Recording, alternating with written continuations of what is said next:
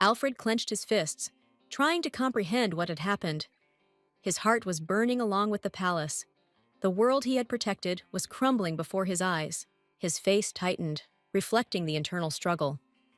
The silence and the chaos made him think about the values he stood for and the betrayal.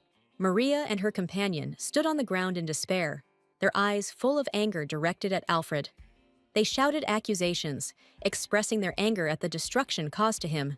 Alfred declared that he would no longer submit to their authority. His words sounded like a challenge and a warning. His face, sword in hand, showed determination and pain. Alfred believed that the country and its people he served no longer deserved his sacrifice. Giving in to despair, Alfred left Maria and her companion prostrate on the ground, walking into the darkness. His eyes, filled with emptiness, reflected the inner darkness that was taking hold of him. The emotional scene is replaced by a girl with a phone. Her voice sounds delighted by the ending. She ponders what will happen next, looking at the screen with a notification about an update. Full of determination, she starts a new day. Words about the need to work hard, despite everything that happens, ring in her head. This inspires her to new achievements. The office staff are amazed by her decisive behavior. She vehemently protests against the new assignment, arguing that her potential in another area will bring more benefit. The manager, frowning, reminds her that her bluntness recently brought a new employee to tears. The scene ends on a note of tense judgment, leaving a sense of unresolved conflict. The girl is outraged by the current situation, calling it hazing, and says that after what happened, her colleague even came to quit, which left a deep mark on her perception of what was happening. The colleague justifies herself by saying that her actions were aimed at preventing another employee from making mistakes in the future. Her angry tone shows the tension of the situation and the internal conflict. The boss, having listened to the complaints with restraint, remains unmoved. He coldly states that the decision has already been made, despite the girl's merits, which emphasizes his firmness and lack of emotion.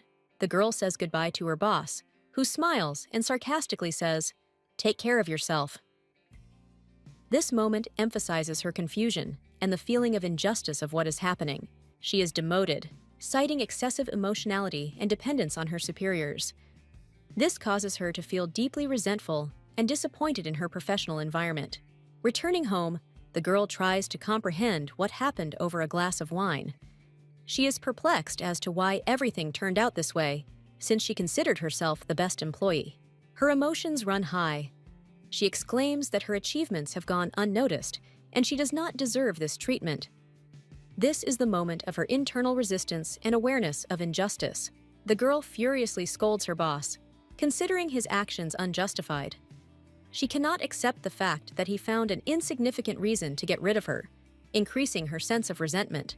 In an attempt to distract herself, she seeks solace in her phone, assuming that at least something will be able to lift her spirits and distract her from the hardships of the situation. Her expectations for updates on her device remain unanswered, reflecting a general feeling of uncertainty and emptiness. Highlighting her frustration with the world around her, the girl studies scenes from the novel on her tablet, where the evil Maria mocks her stepson Alfred. She is outraged by her actions and admires the justice of Maria's punishment for her actions. Lost in thoughts about the novel, the girl begins to fall asleep, thinking about how she would behave if she were in the hero's place. She strongly empathizes with poor Alfred and dreams of correcting the injustice. The girl suddenly realizes that her life is also filled with losses, like the heroes of the novel. She remembers the tragic moments of her life and realizes that her pain is connected with someone who caused her suffering. The image of a man with a terrifying smile comes to her mind. The girl feels pain and disappointment, blaming him for her lost dreams and the bitterness of the past. When she wakes up, she feels strangely drunk and thirsty for water. The sensations are so unusual that she wonders if she is dreaming. She moves slowly to understand what is happening. She sees in the mirror not her own face, but Maria's. She is overcome with fear. She cannot comprehend how this was possible, and she wonders who she is now. Suddenly, a maid appears, addressing the girl as Mistress Maria. This frightens and confuses the heroine even more. She begins to realize that she has found herself in another world. The girl in the guise of Maria tries to understand what is happening around her. She feels lost and alien in the new reality, not understanding how to adapt to this role. A little boy with kind eyes appears before her, Alfred Brown. He evokes incredible sympathy in her, and she begins to understand that now her task is to protect him. Seeing her reflection in the phone, the girl realizes that she really is in a novel. She is overcome with determination to change the plot and make Alfred's life happy. The girl tells about a kingu called The Path to a Hero, which tells about the heroic Prince Carlos. The author describes a shiny sword, symbolizing honor, and hints that the story is not over, leaving room for reflection. The novel introduces the villain, Alfred Brown, a man with a dark look and a dangerous aura. The protagonist reads the story to the last chapter, but never learns the ending, leaving the fate of the characters in the dark. Waking up in another reality, the girl realizes that she has been reborn in the world of the novel. With horror, she realizes that she has become Maria, the stepmother of the main villain, and her fate is intertwined with his. She remembers how she fell asleep in her world and is horrified to realize her new role. The heroine realizes that she must change the course of events and her destiny in order to survive. When Maria meets Alfred, she learns that he will become her killer in the future. This realization scares her, but she decides that she will not allow this to happen. Starting to act from the first minutes, she approaches Alfred, trying to establish contact with him. With a smile and a soft voice, she tries to befriend the child, despite her fear that he might harm her. The boy reacts to her attempts with fear. He is afraid of her intentions, and the distant tension in their relationship becomes apparent. However, Maria tries to calm him down. Realizing that her actions have left a bad impression, she decides to act more cautiously. But as the situation worsens, her sincerity does not reach the boy's heart. Alfred sits wary, not understanding Maria's intentions. She realizes that the lack of communication between them is preventing them from resolving misunderstandings, and she seeks ways to correct this. A complicated relationship is just beginning to develop. Maria accepts the challenge of fate and decides that she will do everything possible to prevent a tragic end. Maria lies on the ground, her eyes filled with despair. She thinks about how fate is leading to the inevitable moment when Alfred will take her life. The blood on the blade symbolizes the end of her path. Memories of office life haunt her. Her boss harshly criticizes her, pointing out the envy and resentment she felt toward her superiors. The past seems to remain a part of her pain forever. Maria sits thoughtfully in a luxurious room, thinking about reincarnation. She wants a second chance to change everything and avoid the tragedy that haunts her. The maid notices her fatigue and assumes that the reason lies in her recent marriage. Maria looks tired. Her thoughts are clearly occupied with something more serious than household chores. She suddenly remembers an important detail. Her gaze focuses, and her heart stops. Maria understands that her inner tension is connected to something much bigger than stress. The doctor confirms the guesses of those around her. He believes that the changes in her condition are connected with stress after marriage. Everyone around is trying to understand what is happening to Maria. Looking back, Maria realizes that Alfred's abuse began shortly after she got married. These events seem to her the key to understanding her destiny. She looks at her reflection, realizing that if history continues as before, a tragic ending awaits her.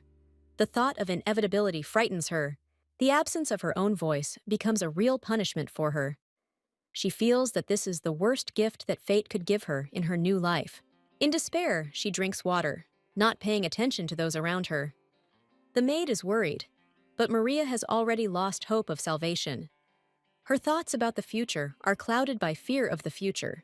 Alfred Brown, confident and majestic, challenges his destiny. He decides to leave his previous plans to choose the path of a hero. The fate he must change is reflected on the phone screen. Maria is determined to fight against the pre-written script. Her face expresses fortitude despite her inner doubts. She decides to go against all the rules. Maria sits and ponders how to establish contact with Alfred. Her gaze is full of determination, but in her heart, she knows it will not be easy. Her dedication to the cause leaves no doubt. Despite the loss of her voice, Maria is determined to act. She understands that only active steps can change her fate. Her spirit is not broken, and she is ready to fight to the end. Maria runs into little Alfred, who looks scared and confused. She tries to gain his trust by holding a note asking how he is, but the situation becomes tense. Alfred suddenly runs away, leaving Maria confused. She reaches out to stop him, but the boy moves further and further away. Her thoughts are preoccupied with the question of why he is avoiding her so much. Maria picks up the discarded toy, thinking about how hard it will be to befriend Alfred. Her gaze is focused, and her resolve is growing. She knows her journey will be long. Her dress proves to be inconvenient for active action, adding to the complexity of the situation. Maria feels frustrated, as even getting close to Alfred becomes a task. Recalling her destiny, Maria realizes that Alfredo is facing a tragedy on his 16th birthday. She understands that she must change this future to protect him and fulfill her duty. Almost nothing is known about Alfred Brown's childhood, as he was described as a villain. However, the past of this boy with kind eyes holds many mysteries that could explain his difficult fate. Alfred ponders the hidden dangers of his new world, realizing that much remains beyond the known. An inner voice tells him to be extremely careful in every step. Maria spots Alfred in the bright library, full of elegant details. The boy, with sadness in his eyes, turns away and continues on his way, holding on to the toy he carries with him. Lost in her thoughts, Maria begins to descend the curved staircase, but her long dress causes her to feel clumsy. There is tension in her movements, and the situation takes an unexpected turn. Maria stumbles, falling down the stairs. Her uncomfortable dress irritates her, and her thoughts become confused. Alfred's toy ends up on the floor nearby, as if reflecting his fear.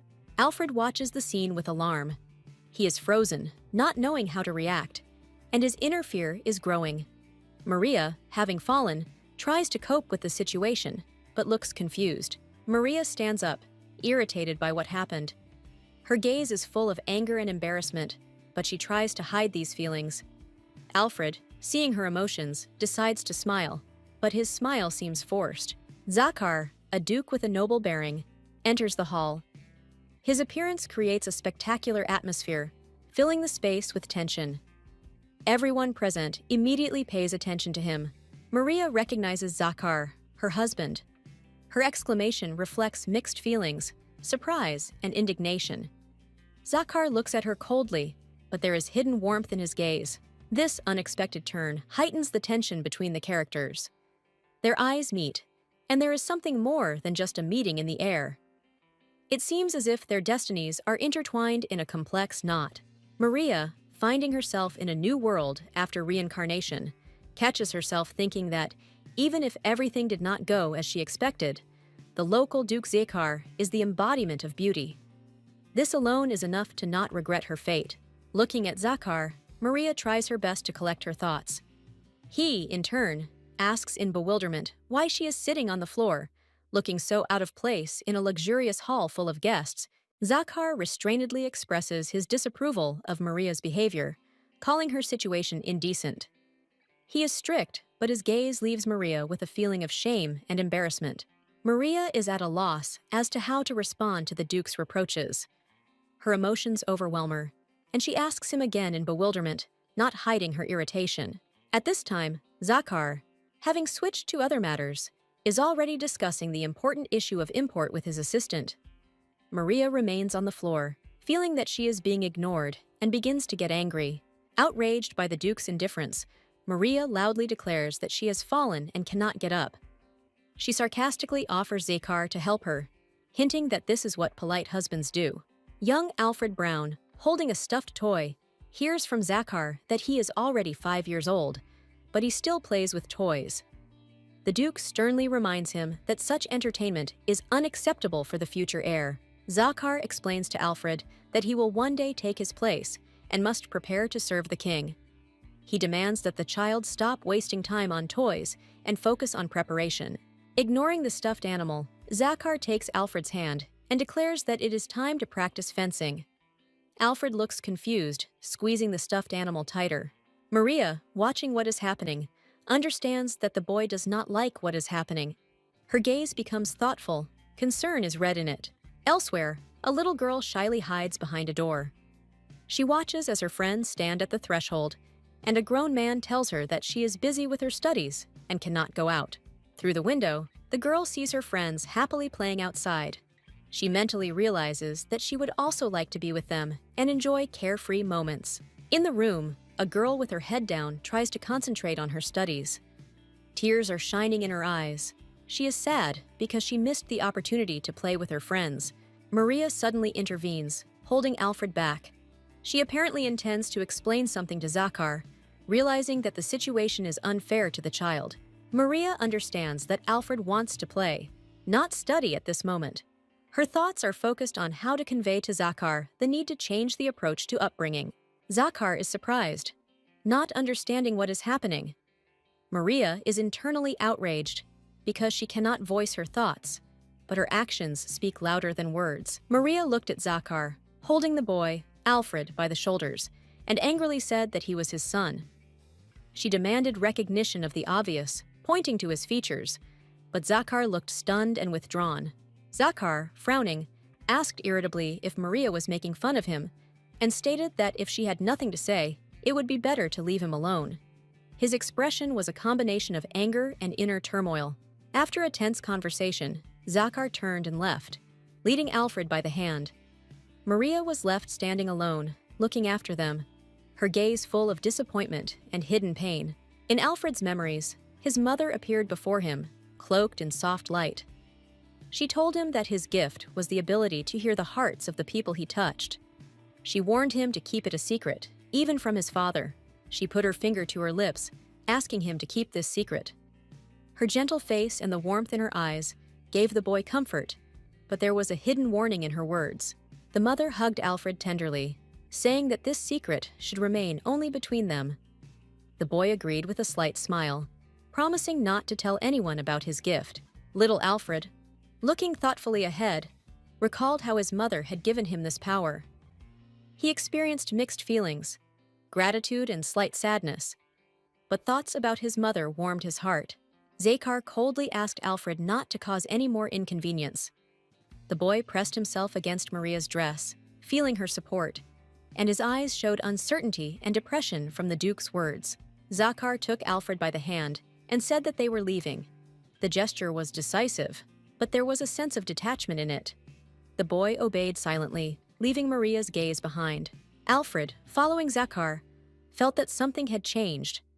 The last time he touched his hand, his feelings were completely different, as if now Zakar had become a stranger to him. Alfred looks at the elegant woman in the purple dress with surprise. He thinks that this is his new mother, experiencing mixed feelings about her severity and mystery. The woman confidently expresses gratitude for the opportunity to become Duke Zakar's wife. Her words sound flattering, but there is a mysterious coldness hidden in her smile. Zakar answers with restraint, paying tribute to politeness. His face remains inscrutable, but his eyes reflect the tension of what is happening. The woman, approaching Zakar, leans lightly on his shoulder. She reminds him that they are now a couple, emphasizing her claims to the role of Duchess. She turns to Zakar with a gentle smile, offering to discuss a variety of issues. However, her gaze remains appraising, as if she is analyzing everything around her.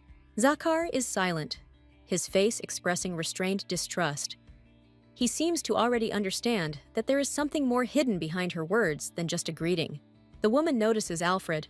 Her face takes on a friendlier expression, but her gestures seem forced, as if she were playing the role of a caring mother. She happily declares that she is happy to have such a sweet son. Alfred looks at her warily, catching something insincere in her words. She greets the boy, holding out her hand to embrace him. Alfred looks with distrust at her jeweled gloves, which seem cold and alien. The woman changes abruptly, her tone becomes threatening. She touches Alfred's face, and the boy feels an ominous energy radiating from her. Her thoughts are full of contempt and a premonition of future troubles. Alfred Brown is troubled by how the man who once thought he was a problem suddenly began to treat him differently. He feels as if the world around him is becoming strange and unpredictable, which causes him confusion. Maria, a girl with white hair, is deep in her thoughts. She remembers difficult moments of the past, when life was colored by strict rules and painful experiences that suddenly cover her again. Maria realizes that her father was an extremely strict man. His rules left her with no freedom. A curfew, a ban on playing with friends. All this turned her childhood into a series of restrictions. As Maria grows older, she realizes that her father saw happiness in women only in marriage and having children. He viewed men as suitable candidates, as if he were creating her future without her participation. At the dinner table, Maria argues vigorously with her father, disagreeing with his views. Her indignation grows. She makes it clear that his opinion is only his truth, not hers. In a fit of emotion, Maria declares that she has no intention of getting married. She rejects the idea of living for someone else's expectations and desires, breaking the stereotypes that her father imposed on her since childhood. The father loses his composure. The angry cries become louder, but Maria stands firm. She will no longer allow herself to be commanded and refuses to submit to the dictates of his will. Clenching her fists, Maria resolutely walks away from the table, ignoring her mother's worried voices. A firm conviction is born in her heart.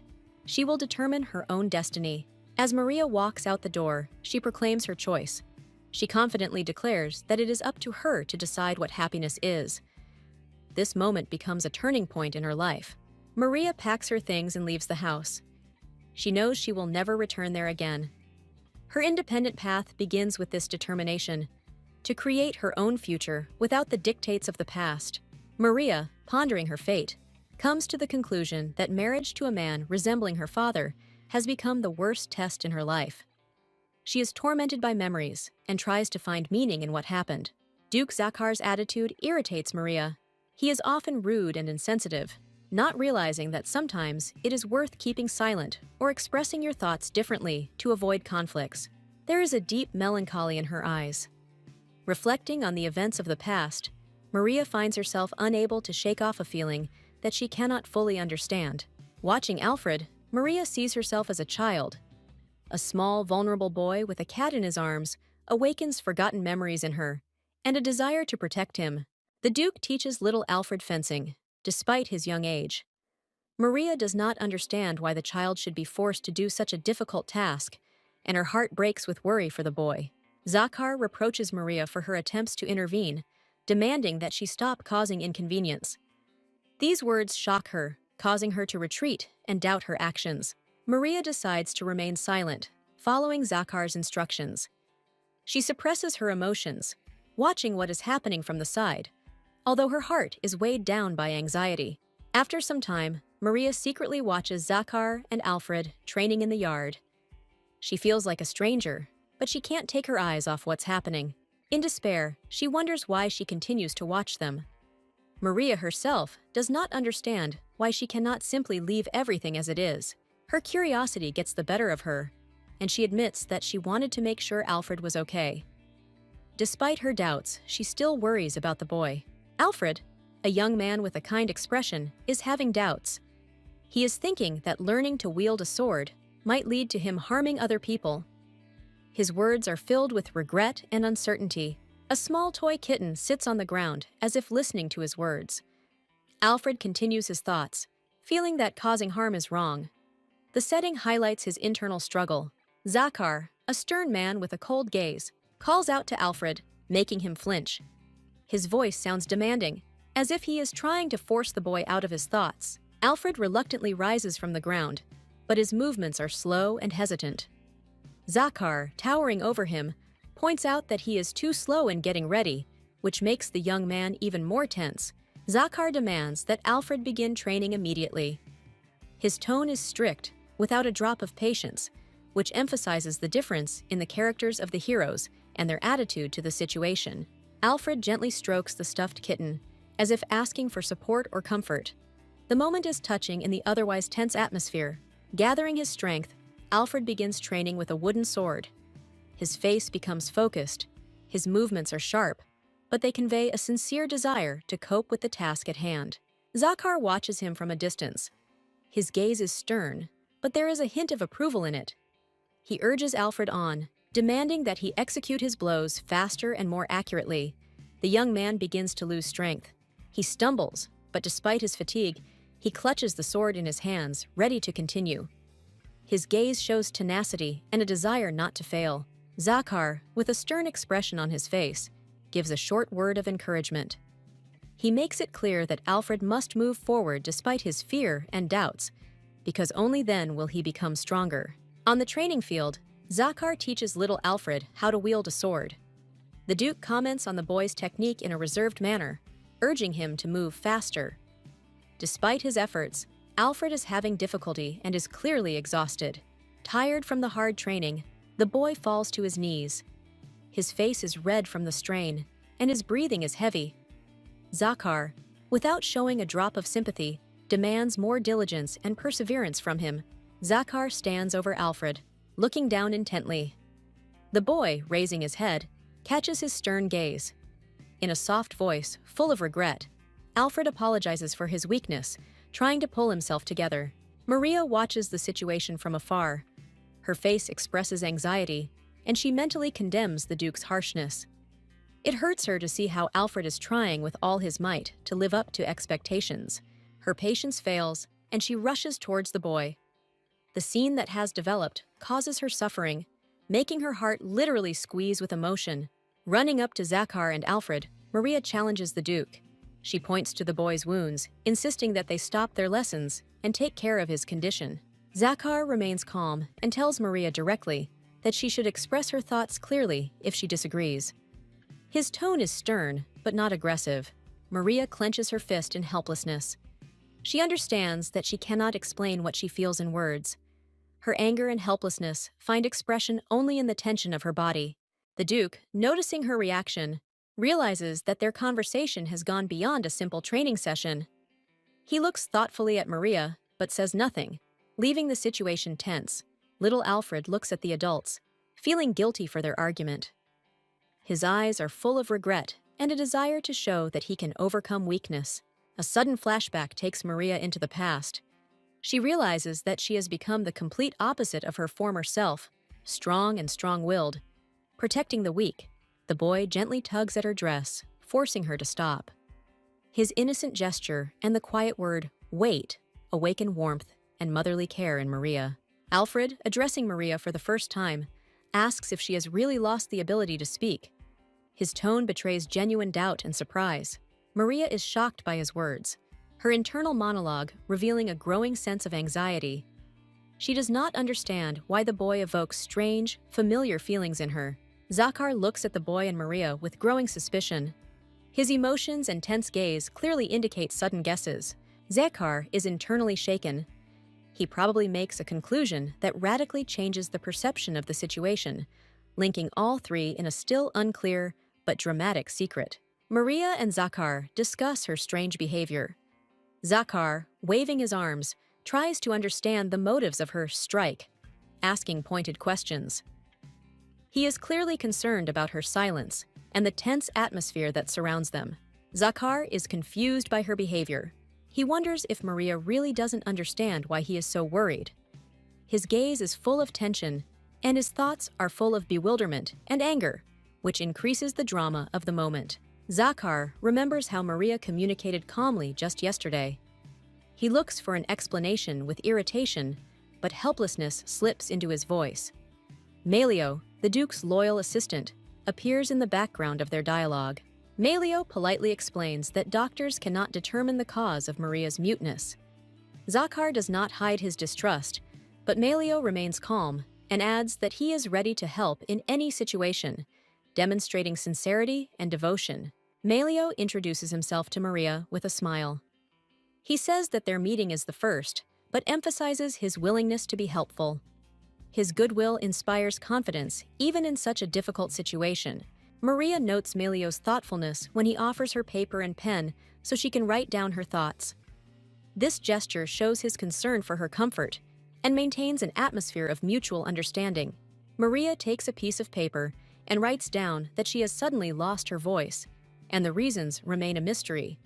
She tries to appear calm, but her gaze betrays hidden anxiety about what is happening. Maria's inner thoughts reveal her secret. She cannot admit to Zakar that she has reincarnated into his wife's body. Her experiences increase the tension of the plot, adding a mystical mystery. In the note, Maria apologizes for the inconvenience and promises to make an effort not to disturb others. Her determination to keep the secret underlines her resilience in this dramatic situation. The story ends on a disturbing note. A strange but deep connection is established between the three heroes, in which secrets, unspoken words, and a desire to understand each other are hidden. Maria holds the letter and looks at Zakar, who expresses doubt about her intentions. She decides to emphasize that she will not interfere with Alfred's upbringing, but there is a hidden determination in her eyes. Maria reflects on Alfred's past. She worries that the reason for his rejection could not only be Zakar's strict discipline, but also her own mistakes. This thought increases her guilt. In a vision, Maria sees a ruined palace in flames. Alfred, chained in the darkness of his emotions, becomes an instrument of death, which creates a sense of inevitability of tragedy. The painting shows Maria and Alfred lying on the ground, as if bound by a common fate. Despite Alfred's pain and cruelty, she is determined to find a way to save them both. Memories return to a tense dialogue between Maria and Zakar. He reproaches her for the problems she caused and calls on her not to interfere anymore, demonstrating his strict nature. However, Maria, smiling, remains firm. In her head, thoughts are ringing that she can become the key to salvation, despite all the obstacles that Zakar puts before her. Zakar leaves, but Maria resolutely declares that only she can save them all. Her confidence is emphasized by her determined look, despite the pressure of the surrounding circumstances. Alfred, in turn, undergoes his training. Zakar announces the end of the training, hoping that the boy will be able to overcome his weakness and laziness, showing his care in a strict manner. Alfred looks at Maria with a hint of embarrassment, as if trying to live up to her expectations. This moment highlights his internal struggle and desire to live up to her expectations. In the finale, Maria once again demonstrates her resilience and determination. Her goal is to save them all from the inevitable catastrophe, and she is ready to fight to the end, despite all the difficulties. Zakar, full of suspicion, frowns, looking at Milio. His question sounds sharp and commanding. Why did he fall silent, and what was he planning?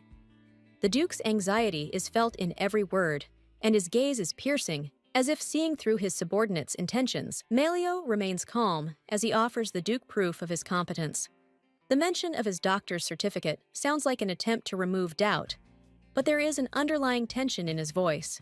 Zakar ponders about a girl with a bad reputation, known as a villain. His suspicions grow stronger, and he sternly orders Melio to keep an eye on her, realizing that such a threat cannot be missed. Melio accepts the order with impeccable loyalty. His confidence is reflected in the oath gesture and the firm gaze. The determination to carry out the order emphasizes his readiness to act even in the most difficult circumstances.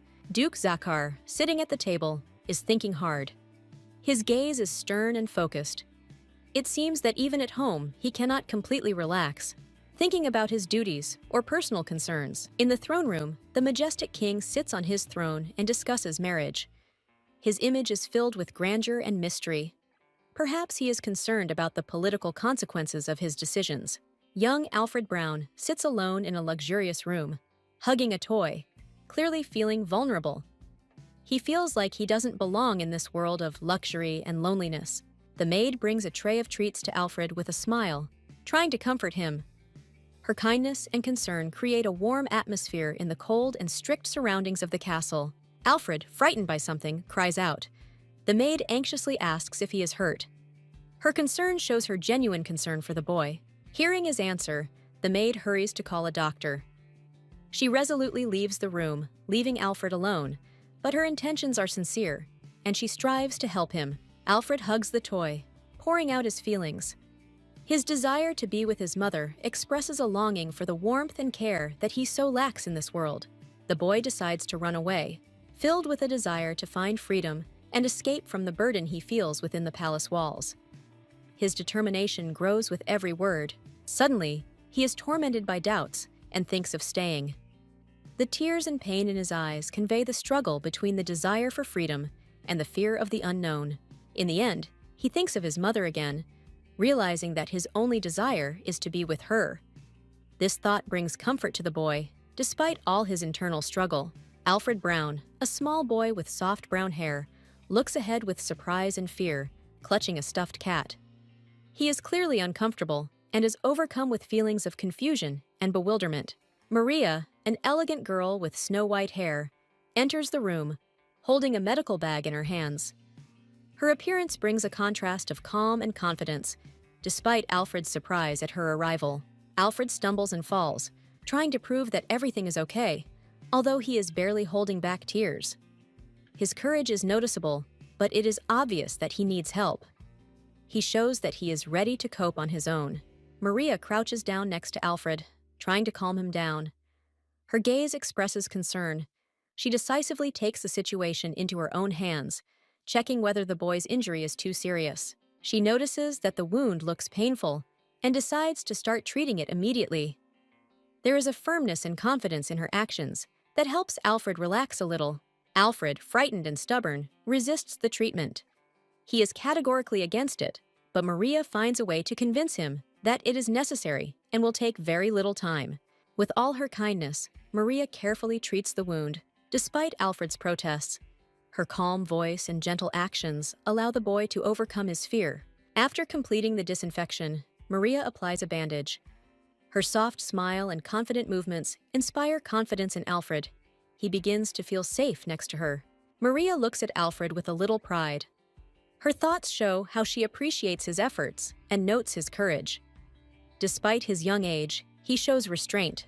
Alfred feels her care and love, which gives him a special feeling of warmth. He realizes that these moments create a connection that fills his heart with gratitude and peace. Maria, with a sad look, tells Alfredo about the need to fight through hardships while growing up.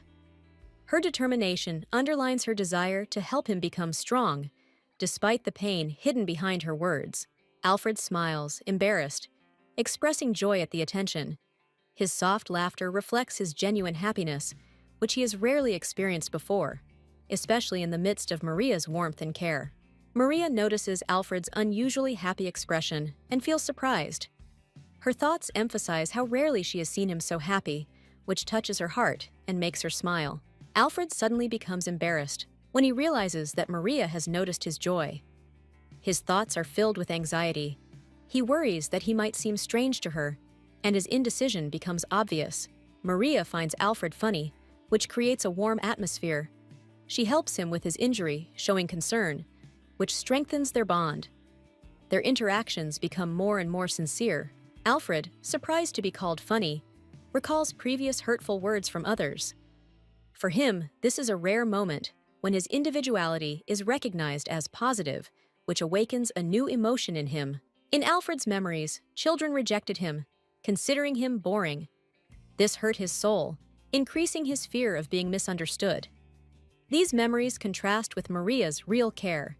For the first time, Alfred feels the word funny fill him with joy rather than ridicule. He begins to rethink how others see him, thanks to Maria's sincerity. Maria finishes caring for Alfred, smiling and assuring him that everything is okay. Her warmth creates a space for him to feel safe and loved. Alfred understands that his path is still long. Training will continue. However, he sees in this a chance to become stronger, thanks to the support of Maria, who believes in him. Maria wondered what she could do to help Alfred Brown, a young boy with a sincere look in his eyes.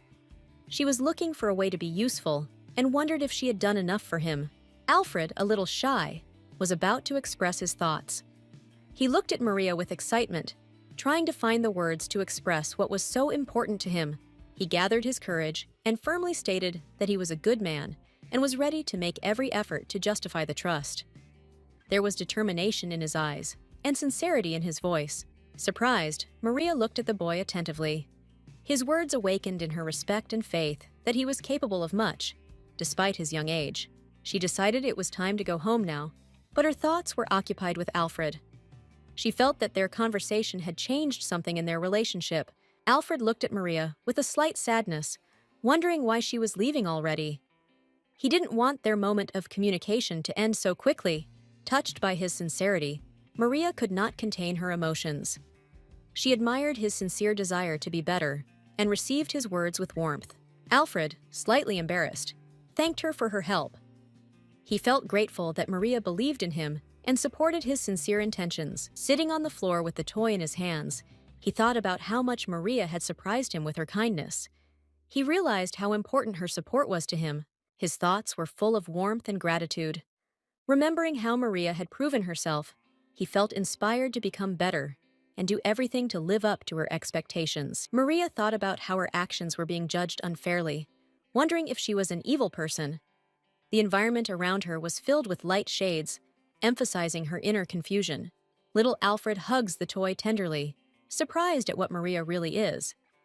His gaze expresses mixed feelings, bewilderment, and a desire to understand her better. Zakar looks at his subordinate with slight severity, trying to figure out what he wants to convey. His posture indicates confidence and readiness for a conversation that promises to be serious.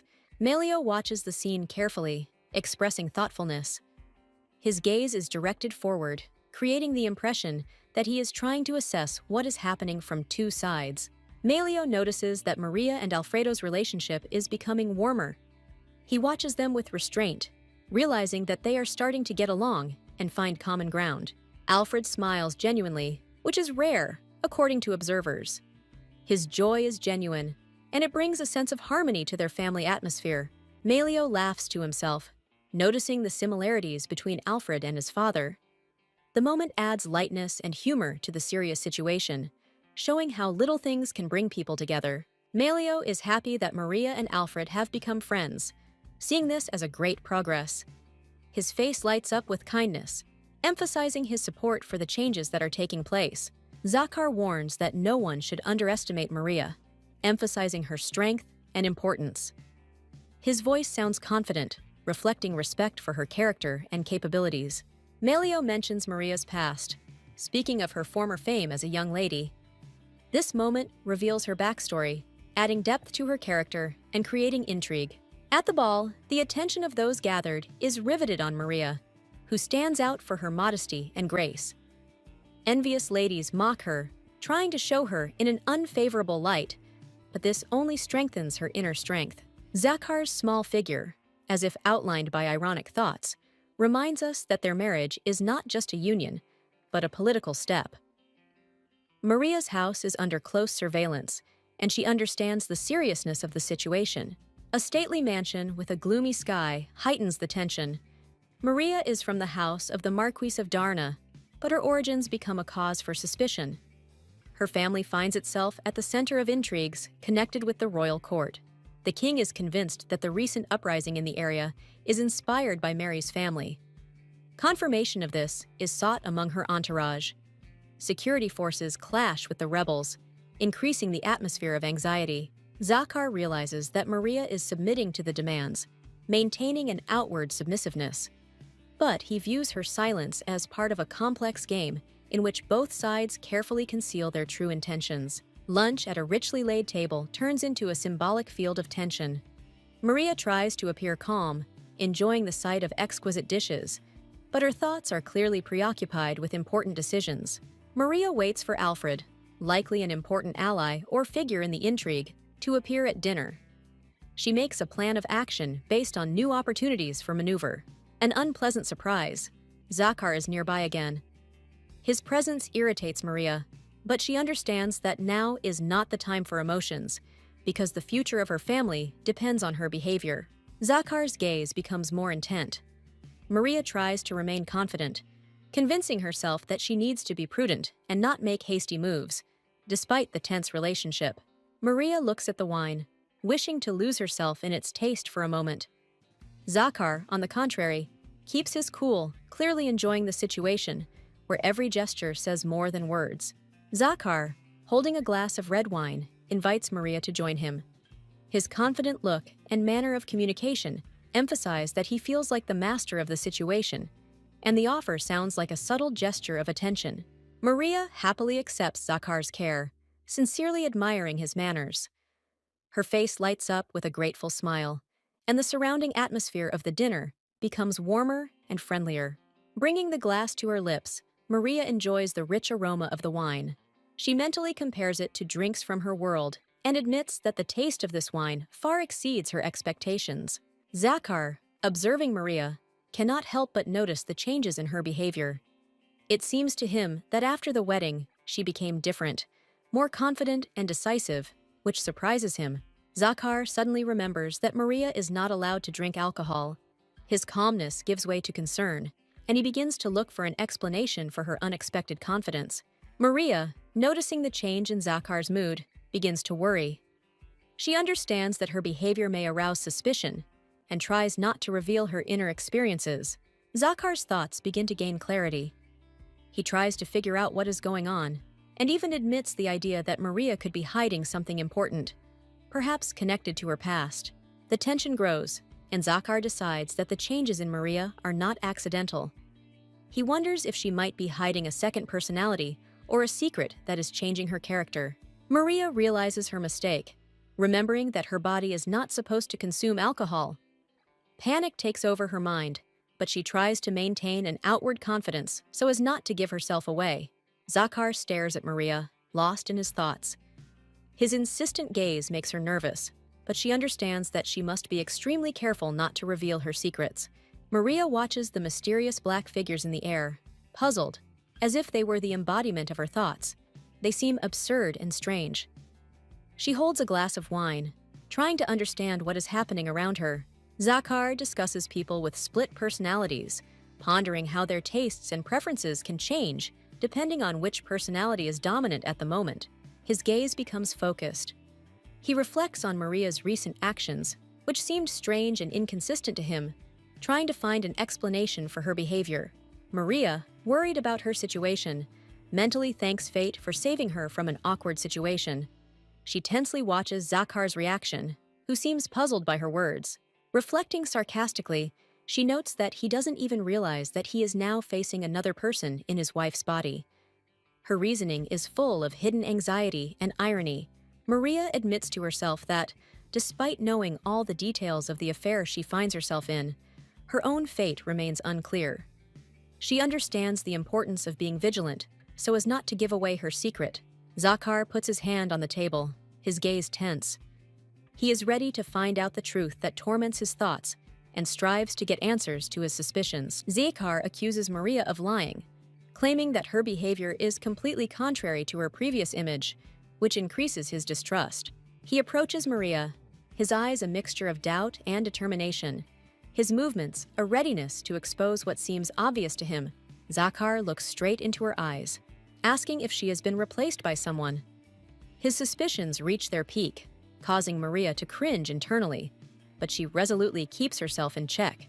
Zakar looks at Maria appraisingly, thinking that her fear will make her speak. His gaze is full of tension, but to his surprise, she remains silent, and he is disappointed by her reaction. Zakar makes it clear with cold determination that his patience is running out. His stern tone and threat sound convincing, increasing the tension between them. Maria, despite her obvious fear, tries to resist. She resolutely holds the knife, preparing to defend herself, and questions Zakar's intentions, sensing his suspicions. Zakar warns that any mistakes or lies she makes will lead to fatal consequences. His words sound like her last chance to prove her sincerity. Maria remains tense, her fear intensifying when Zakar categorically states that he will kill her if she betrays him. She realizes the seriousness of his intentions. Zakar emphasizes Maria's caution. His cold actions increase her nervousness. He reminds her that their relationship is on the edge and any mistakes are unacceptable. Maria experiences inner horror from Zakar's words, realizing that her life is in danger. She begins to doubt her future and her ability to resist the Duke. Her anxiety turns into panic. She is afraid that if the situation does not change, Zakar will finally break her. Thoughts about past events that led to this marriage arise in her head. Maria remembers how she was forced to marry him. Her thoughts are full of bitterness and despair. She feels cornered, with no way out. Her memories are heightened when she realizes she was chosen because of her family, suspected of rebellion. She realizes she is being used for surveillance, and her fate depends on Zakar. Maria feels like a prisoner, as she is suspected. She worries and touches her forehead in an attempt to collect her thoughts, realizing her vulnerability in the current situation. Her dark thoughts are intensified by anxiety. Maria suffers from a severe headache. Her body weakens, and she can barely stand on her feet. Her strength leaves her, and she falls to the floor, internally complaining about her condition and her inability to cope with the situation. Maria lies down, But suddenly, her attention is drawn to Alfred, who shyly peeks out from behind the door. His innocent look seems unexpected, and Maria wonders why he is here. Alfred greets Maria with a timid wave. His sincere expression brings her relief. She smiles, thinking about how his presence brings her a little peace in this chaos. Maria still can't believe that this child could pose a threat to her. She tries to maintain a friendly attitude, but her thoughts are filled with questions about his true intentions. However, Maria switches to a new problem. Remembering Zakar, she decides to avoid him, realizing that his coldness and persistence represent a real danger to her peace of mind. Having said goodbye to her anxious thoughts, Maria gently calls Alfred to her. She hopes that his trusting behavior will hide from her at least some of the troubles associated with her current situation. Alfred suddenly runs away, leaving Maria puzzled. She wonders why he came at all if he ended up disappearing so quickly. This increases her curiosity and slight confusion. Maria spots Alfred nearby, where he reappears clutching something important to him. She watches his actions in surprise, trying to understand his motives. Alfred, clearly embarrassed, approaches Maria. She looks at him with a question in her eyes, waiting for him to finally open up to her about his thoughts and explain why he came back. Alfred Brown, holding a stuffed animal tightly in his hands, restraining his emotions, wishes good night. His gaze reflects tenderness and uncertainty, and the gift symbolizes his desire to establish contact. Maria is surprised by his sudden visit. Her expression turns to soft thoughtfulness as she asks what brings him to her.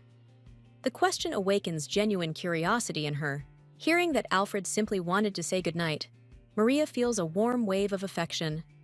Her heart is filled with a touching feeling from his sincerity. Alfred is happy that he was able to express his feelings. He hugs the toy, beaming with happiness. This moment reveals his childish spontaneity and desire to be understood. Maria, watching him, begins to wonder if he has become more than just an acquaintance for her. The question of what is changing between them causes slight confusion. She realizes that Alfred often acts impulsively, without understanding how his behavior affects those around him. This thought leaves her with a mixture of frustration and sympathy. Maria decides to analyze her feelings. Lying in bed, she thinks about how his actions can change their relationship. Her thoughts flow calmly, like a warm evening breeze. Looking back, she realizes that she was sometimes too hard on people. Her tendency to ask a lot of questions could make others uncomfortable. She begins to question whether it was ever right to be so demanding. This moment of self-reflection forces her to look at herself from the outside. Losing herself in thought, Maria comes to the conclusion that she needs to learn to be softer.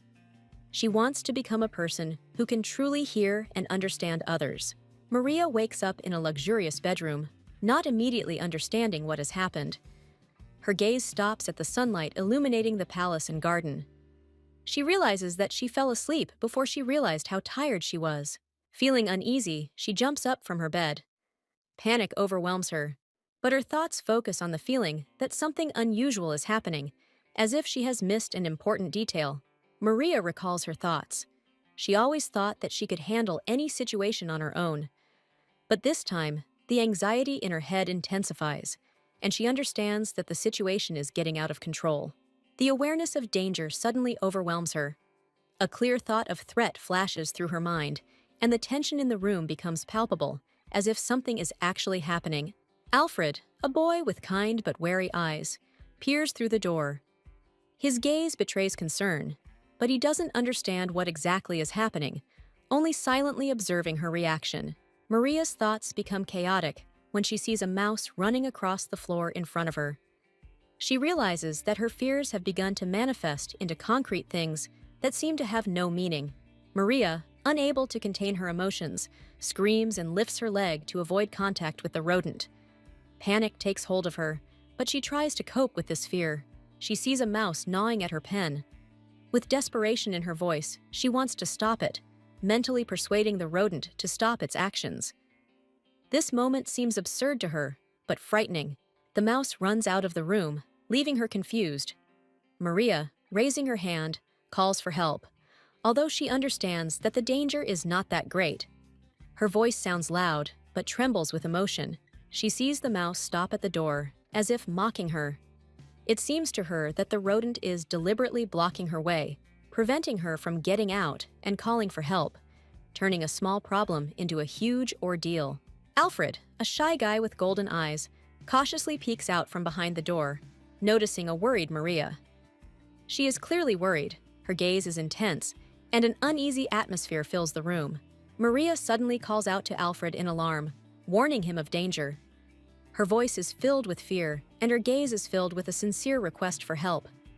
Alfred is puzzled, but is determined to understand what is happening. Not expecting such a sharp morning, Alfred tries to greet Maria, who is rushing with a stream of emotions in a friendly manner. His good nature and calmness contrast with her agitated behavior. Maria points at something in panic, frozen in fear.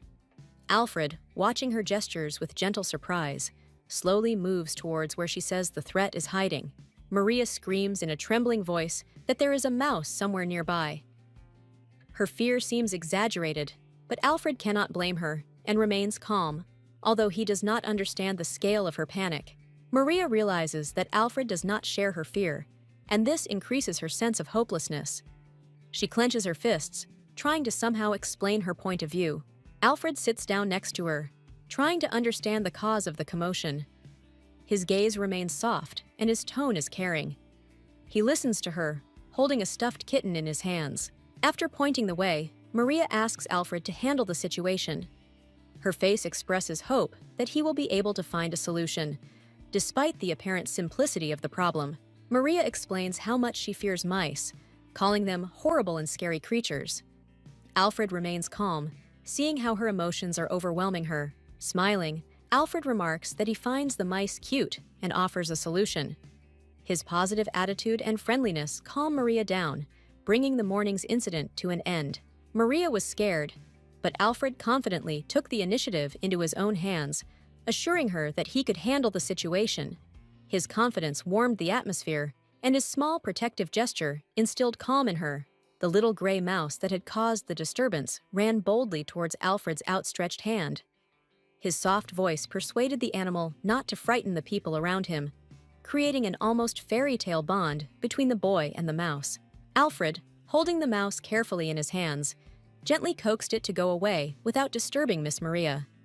His caring and friendly attitude created a feeling of warmth and comfort in the room.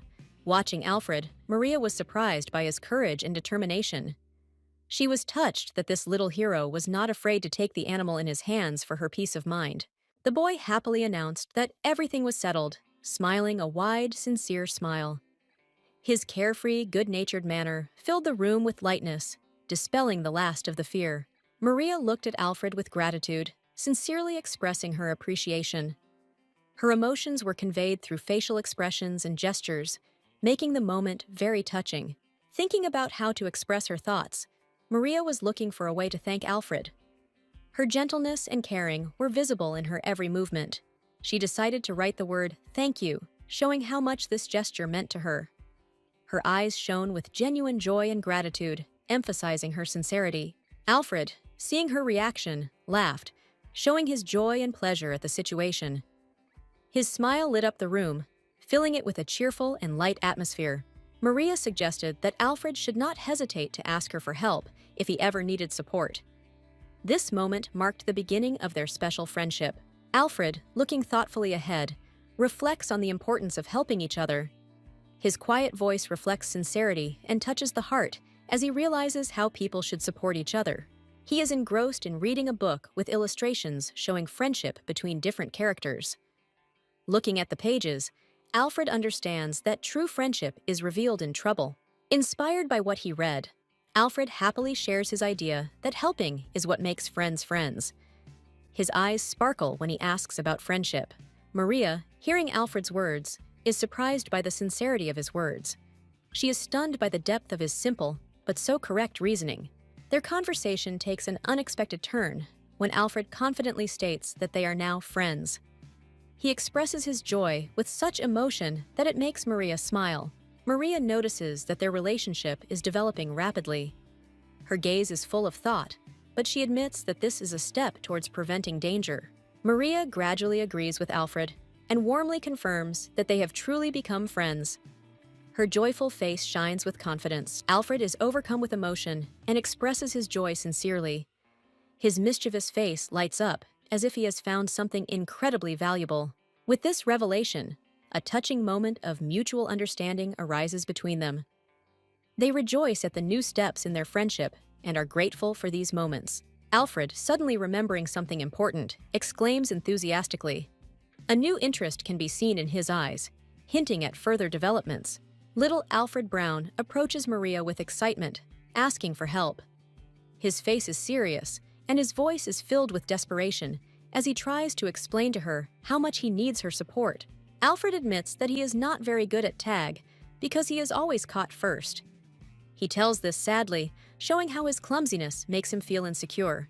He remembers how he kept falling while trying to catch up with other kids. These failures made him lose faith in himself, but inside, he still had a burning desire to become better. Alfred's determination grows as he declares that he wants to learn to run faster. His eyes are full of enthusiasm, and his tone shows that he is ready to work for his dream. Maria is surprised that Alfred thinks she is fast. He remembers how she once came running to him like lightning during their fencing practice. Her speed inspired him to seek her help. Trying to remember that moment, Maria realizes that she really does have good physical skills. Her self-confidence grows, and she feels a responsibility to help Alfred. Maria assures Alfred that she is ready to take on his training. She is confident that she can help him become agile, and her energetic attitude begins to charge the boy with motivation. Enthusiastically, Maria asks Alfred to show her how he runs now. This creates an atmosphere of trust between them, strengthening Alfred's determination to prove his willingness to work on himself. Alfred feels Maria's support and begins to believe that with her help, he can change himself. Her words fill him with confidence, and their common goal begins to seem real. The inspirational inscription on the piece of paper in Maria's hands symbolizes her intention to help Alfred achieve success. She is ready to guide him so that he becomes stronger and more confident. Alfred Brown, a boy with a determined expression, strides confidently forward despite his clumsiness. Maria, with white hair, watches him, noticing how slowly he moves and anticipating the difficulties of learning. Maria realizes that even on foot, she can move faster than Alfred can run, and reflects on how difficult it will be to make progress. Her mixed feelings are reflected in the thoughtful look in her eyes and the waves of energy around her. Alfred, clenching his teeth despite his fatigue, shows seriousness of intent. His determined expression impresses Maria, but she understands that he has a long way to go to reach the desired level. Alfred's awkward step turns into a fall. Maria is overcome with surprise and concern. Her reaction is filled with excitement as she rushes to assess his condition. Alfred, sitting on the ground, is slightly embarrassed, but his resolve remains unshaken. Maria makes sure he is unharmed and, despite all the difficulties, encourages him to continue. Looking at Alfred, Maria sees quiet determination and gentle disappointment in his eyes. She knows his efforts are sincere and he needs more practice to do better. Maria decides to step up her training. A fire lights up in her eyes, and she realizes that there is no turning back. Her energy and determination inspire confidence that she can handle the task. After drawing up a training plan, Maria suggests Alfredo do exercises to strengthen his arms, legs, and endurance. Her stern look and calm tone make it clear that she is serious. Alfred, overwhelmed by the sheer volume of work ahead, looks confused. His mind is in chaos with the thought that he might not be able to cope with the task at hand. Panic grips him, but determination breaks through the doubts. Alfred is worried about whether he can do all this. His eyes reflect fear and uncertainty, but deep inside he hopes that he will find a way to overcome the difficulties and prove his strength. Malio tells Zakar that Maria and Alfred are training together. The Duke listens to this information with interest, his expression hinting at suspicion. It seems he is trying to understand what drives the girl and what her plans are. Zakar is thinking hard about what exactly Maria is planning. His gaze becomes cold and focused. It seems the Duke is not ready to leave her actions unnoticed, intending to find out everything personally. Zakar resolutely takes matters into his own hands. His gestures show inner determination and leadership qualities. He intends to check the situation himself in order to understand Maria's true intentions. Alfred catches up with Maria on the stairs, choking with emotion. He calls out to her, asking her to stop. His voice trembles with fatigue, but his eyes show his determination not to miss an important conversation. Alfred loses his balance and starts to fall down the stairs. His face is frozen in fear. He reaches out his hand, hoping to find support. Maria notices what is happening and reacts quickly. Maria tries to grab Alfred, but the distance between them is too great. The situation seems hopeless. The tension increases.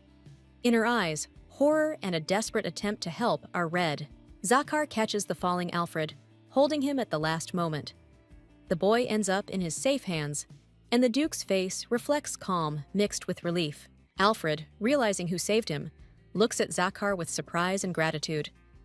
The Duke remains unperturbed despite what happened. His actions leave a deep impression on the boy. Maria sighs in relief as she reflects on the accident that was avoided. Her delicate face expresses both fatigue and relief. However, the tension in her eyes reveals that recent events have left their mark on her soul. Zakar, overcome with anger, directs harsh words at Maria, accusing her of pushing Alfred into danger. His face flares with indignation, and he demands an explanation, increasing the atmosphere of tension. Alfred bravely stands up for Mary despite her confusion. He is convinced that she is innocent and does not allow the Duke to continue to blame her. His determination is reflected in every word, spoken with genuine concern. Zakar, in a restrained but authoritative tone, declares that Maria should not approach Alfred. His voice sounds like a final verdict, leaving the girl stunned and devastated. Maria, acutely feeling the injustice of the situation, tries to justify her actions.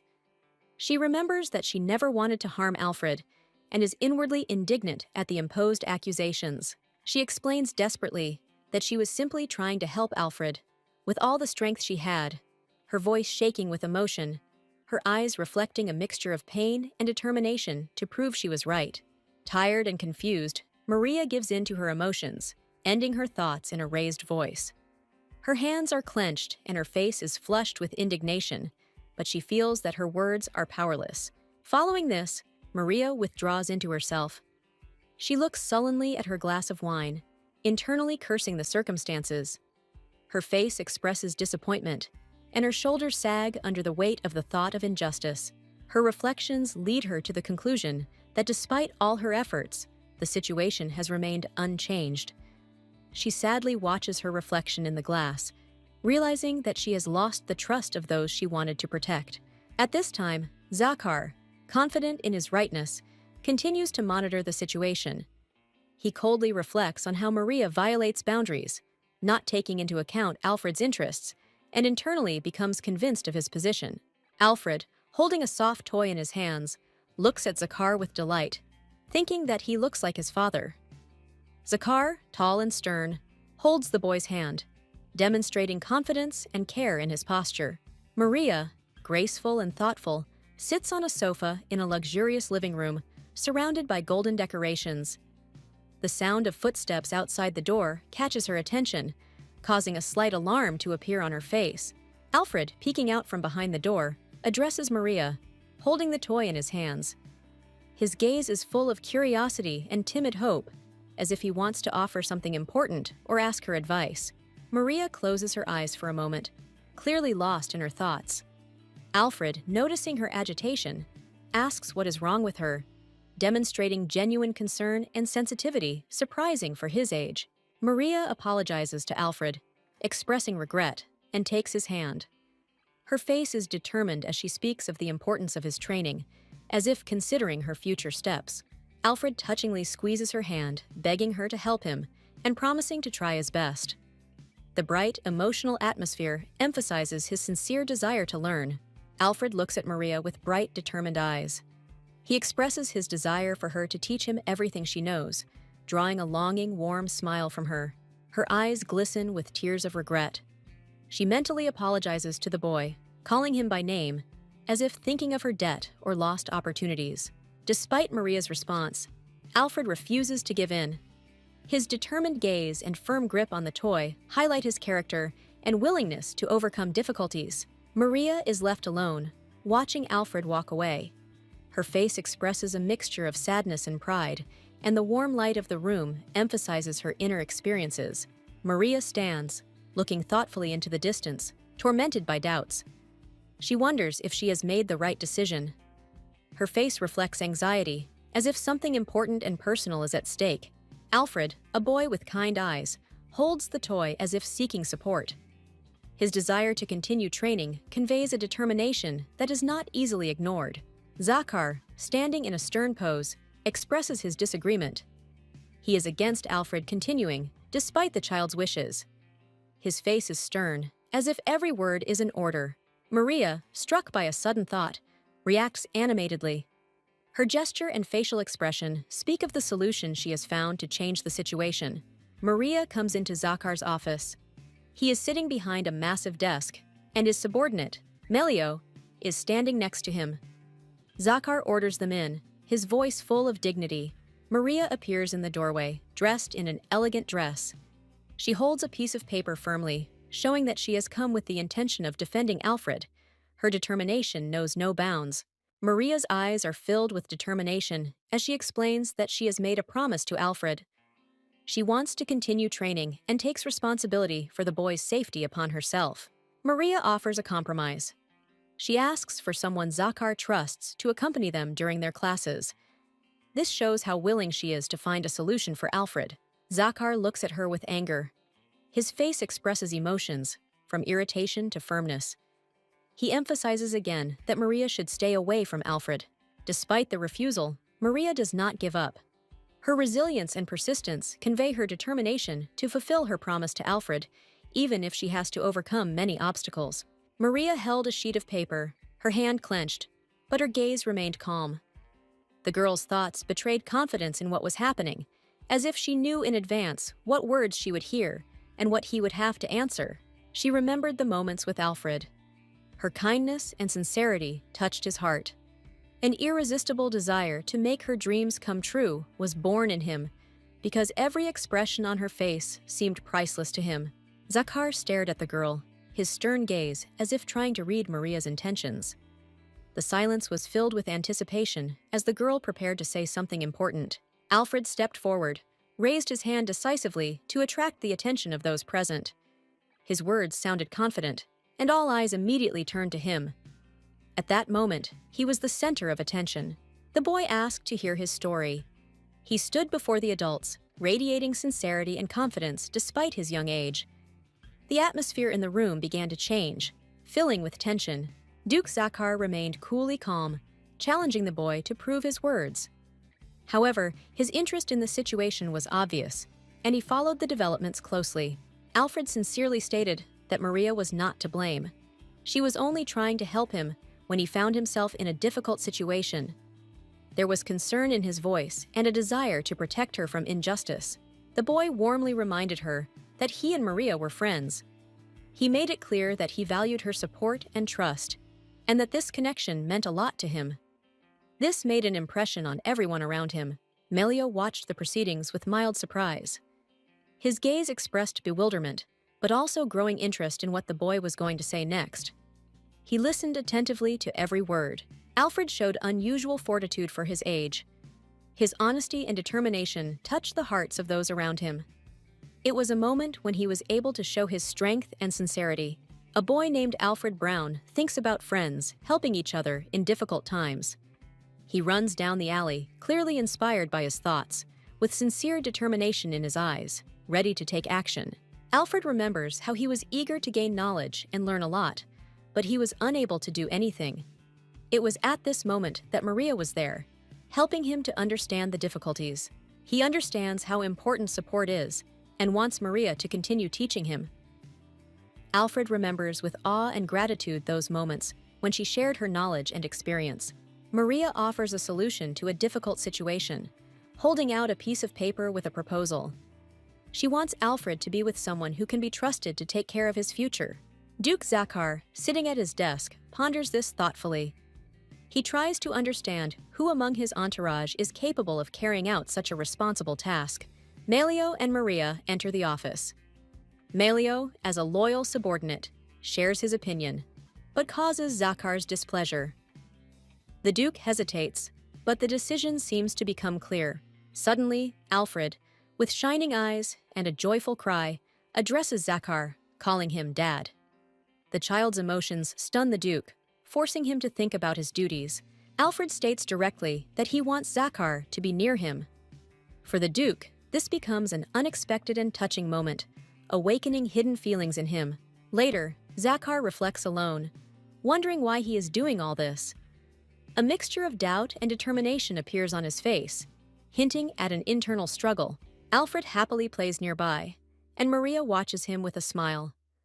Zakar decides that he has no time for nonsense, but perhaps his opinion will soon change. Alfred defends his position to Maria, showing determination in his actions. His words are filled with confidence. He strives to prove that his actions make sense. Maria's gaze is stern, but she listens, appreciating his persistence. During the discussion, Alfred remembers Maria's advice to him about balance. These thoughts fill his determination, and he understands that this is not just a training session, but part of an important lesson. Maria agrees with his reasoning, noting that the exercises will help strengthen the body and stabilize the core. She proudly reflects on the application of this technique even in her world. Maria's inner experiences are noticeable. She thinks that her words would have remained misunderstood anyway, but her confidence in the correctness of Alfred's actions is unshakable. Zakar intervenes in the situation, discreetly reminding him of the importance of his own business. His stern tone emphasizes the distance between him and Alfred, showing that tension remains between them. Zakar leaves, announcing that he is returning to work. His departure leaves Maria and Alfred space for further reflection and work on themselves. Alfred feels abandoned.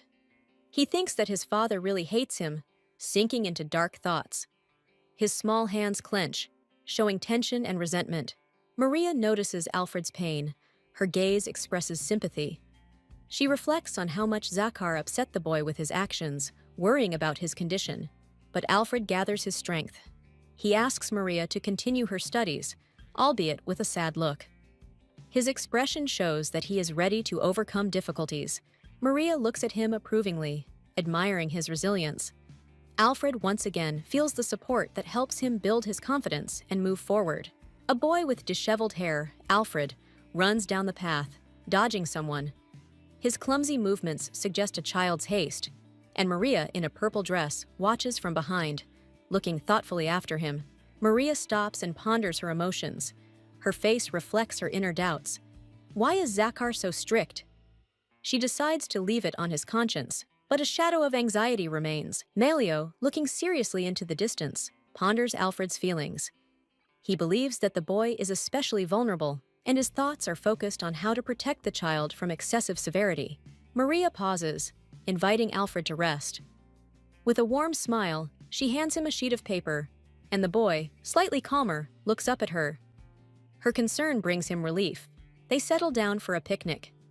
Alfred, sitting cross-legged, is a little withdrawn, but seems calm next to Maria. Melio, smiling, offers to pour tea for everyone, trying to diffuse the situation. Melio, holding the teapot, politely offers Maria tea, trying to create a cozy atmosphere. Maria thanks him, slightly relaxing. The pleasant aroma of tea wafts through the air, to which Alfred reacts with curiosity. Melio, holding the teapot, looks at it with interest and wonders what it contains. His thoughtful look makes everyone wary, and the intrigue around the drink intensifies. Maria's face changes abruptly. She looks puzzled and worried. Something in the teapot causes her great confusion, and her thoughts become confused, increasing the tension of the scene. Melio notices her paleness and asks worriedly if the tea has caused any discomfort. Maria tries to pull herself together, but her condition becomes the central topic of concern for everyone. Maria, in a panic, refuses to drink tea, obviously fearing a trick. Alfred, noticing her reaction, tries to understand what is happening. At this time, a calm Melio is seen next to Maria, holding a teapot, as if nothing had happened. Alfred, looking into the cup, ponders its contents with curiosity. He notices an unusual smell and assumes it is rosemary. The guy looks confident, explaining that this tea helps get rid of fatigue. Maria is frightened by the fact that she made the tea herself, not the maid. She is afraid that Melio will immediately accuse her of something wrong if he finds out about it. Fear makes her cautious. Alfred, sitting with a cup, calmly explains that the smell of tea is due to rosemary. He finds it completely natural and does not attach any special significance to it. Malio listens attentively, but is still perplexed. Maria looks at Alfred in surprise, not understanding how he figured out the situation so quickly. Her thoughts are full of questions. Is he really that attentive and has a developed sense of smell? Malio asks incredulously if it is really rosemary, trying to confirm his guess. He clearly wants to understand if Alfred is mistaken. The mood in the room remains tense. Suddenly, Malio smiles and compliments Maria on her knowledge of tea, noting with surprise that he did not expect such competence. His good-natured expression relieves some of the tension. A teapot with a hot drink fills a cup, creating an atmosphere of coziness. Alfred confidently claims that this tea will really help restore strength and relieve fatigue. Everything looks almost idyllic. Maria thanks him for his help, while wondering to herself how Alfred figured out about the rosemary. She feels relieved and satisfied that the situation is being resolved without problems and unnecessary accusations. Maria, still incredulous, thinks about Alfred's unusual abilities. She wonders if his sense of smell is really so acute that he could identify rosemary with a single sniff. Alfred delightedly tells that the maid did not prepare the tea, and that Maria brought him the drink to help him cope with his fatigue. He is perplexed and tries to understand whether the maid told him the truth or whether it was a lie. Alfred sits on the grass with a serious look, his heart beating faster. He suspects that Maria may have deceived him. His thoughts are full of doubts, and he cannot immediately understand what is happening. Maria stares into space, lost in thought. She muses that there is no magic in their world, trying to convince herself that magic is impossible. However, something about the situation makes her slightly uneasy. Alfred, having calmed down a bit, decides to stop worrying. His face lights up with relief. It's as if he convinces himself that it's not worth paying any more attention to this and just enjoys the moment. Maria remembers that the invitation to the ball came in advance, and they were informed about the upcoming event. She examines the dress, thinking about her role in this evening and what lies ahead. She admits to herself that she has never been to a ball before. It makes her nervous and unsure. Her heart beats faster, and she worries about how this important evening will go. Maria looks gorgeous in her elegant red dress with floral embellishments, but fear grows inside her. She wonders how strange she looks in this outfit and whether she will be able to impress. Alfred beams with delight at the sight of Maria and admires her beauty. His emotions are sincere, and he does not hide his joy. Admiration is red in his eyes, and he smiles with happiness. Zakar looks at Maria and Alfred with restraint. His confident voice interrupts their thoughts, inviting them to go to the royal evening. His gaze is firm and calm, as befits a duke. 3 heroes go to the ball. Zakar confidently leads them forward. Maria, with a noble posture, holds Alfred's hand, who does not lag behind and happily walks next to them. A royal evening and new events await them. Zakar looks at Maria, determination etched on his face. He delivers a warning, full of authority, making it clear that he does not intend to repeat it twice. Zakar confidently extends his hand, commanding Maria to follow him. His stance is unwavering and menacingly firm, leaving the girl little choice but to obey. Maria can't hide her ironic smile, admitting that in the current circumstances, she has neither the strength nor the opportunity to object. Her internal monologue is imbued with sarcasm and slight humility. They find themselves in a royal palace, where an atmosphere of refinement and luxury reigns. The hall is filled with dancing couples, and in the center on the throne sits the king himself, a symbol of power and might. Maria is stunned by the magnificence she sees. She stands in a luxurious dress, her eyes are wide open, and her face expresses genuine admiration. This moment seems truly magical to her. Zakar keeps his cool, pointing out the need to greet the king respectfully. He leads Maria through the glitter and shine, where every step seems symbolic. Maria looks up at the throne and sees the king. Her eyes reflect the ruler's majestic figure, and her heart skips a beat with excitement and respect. Next to the king sits Prince Carlos. The boy with fiery hair radiates confidence and nobility that befits his royal status. Maria cannot take her eyes off him. Her emotions are overwhelming. She can't believe her eyes. Maria is shocked to see Prince Carlos in person, and she can barely contain her delight, barely comprehending the reality of what is happening. Zakar thanks the king for the invitation, and Maria stands nearby, acting as his escort. Their presence in this majestic hall underlines the significance of the moment, heralding an important event. The king, with a smile and a majestic air, welcomes the guests into the throne room, expressing his gratitude for their visit. The atmosphere of an official event shines around, creating tension among those present. The king addresses Maria, the duchess, asking about her family life. Zakar and Maria stand before him in elegant clothes, feeling his gaze. The atmosphere in the hall remains formal. The guests discuss Zakar, admiring his outstanding qualities, but at the same time hinting at his complex character.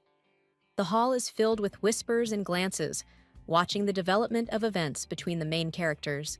The king notices something strange and wonders what is going on. His expression is wary, as if he suspects something. There is tension all around, as if something unexpected is expected. Zakar answers the king, explaining that his wife, Maria, is unable to speak due to a mysterious illness. The king looks at him doubtfully, but accepts the explanation, although the atmosphere in the hall now seems even more tense. The king, smiling but slightly distrustful, notices the sudden change in the mood of the guests. His words are full of hidden meaning, and his observation adds tension to the proceedings. Mary recalls that their marriage was a forced decision by the king for political reasons. Her eyes show anxiety and weariness, reflecting the heavy burden she bears in this situation.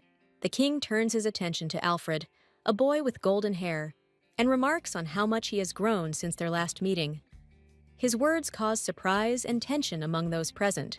Zakar, holding back his emotions, persuades Alfred not to hide from the king. Maria, standing nearby, tries to calm Zakar down, showing support and confidence, despite the current situation. The king looks at everyone present, pondering what is happening.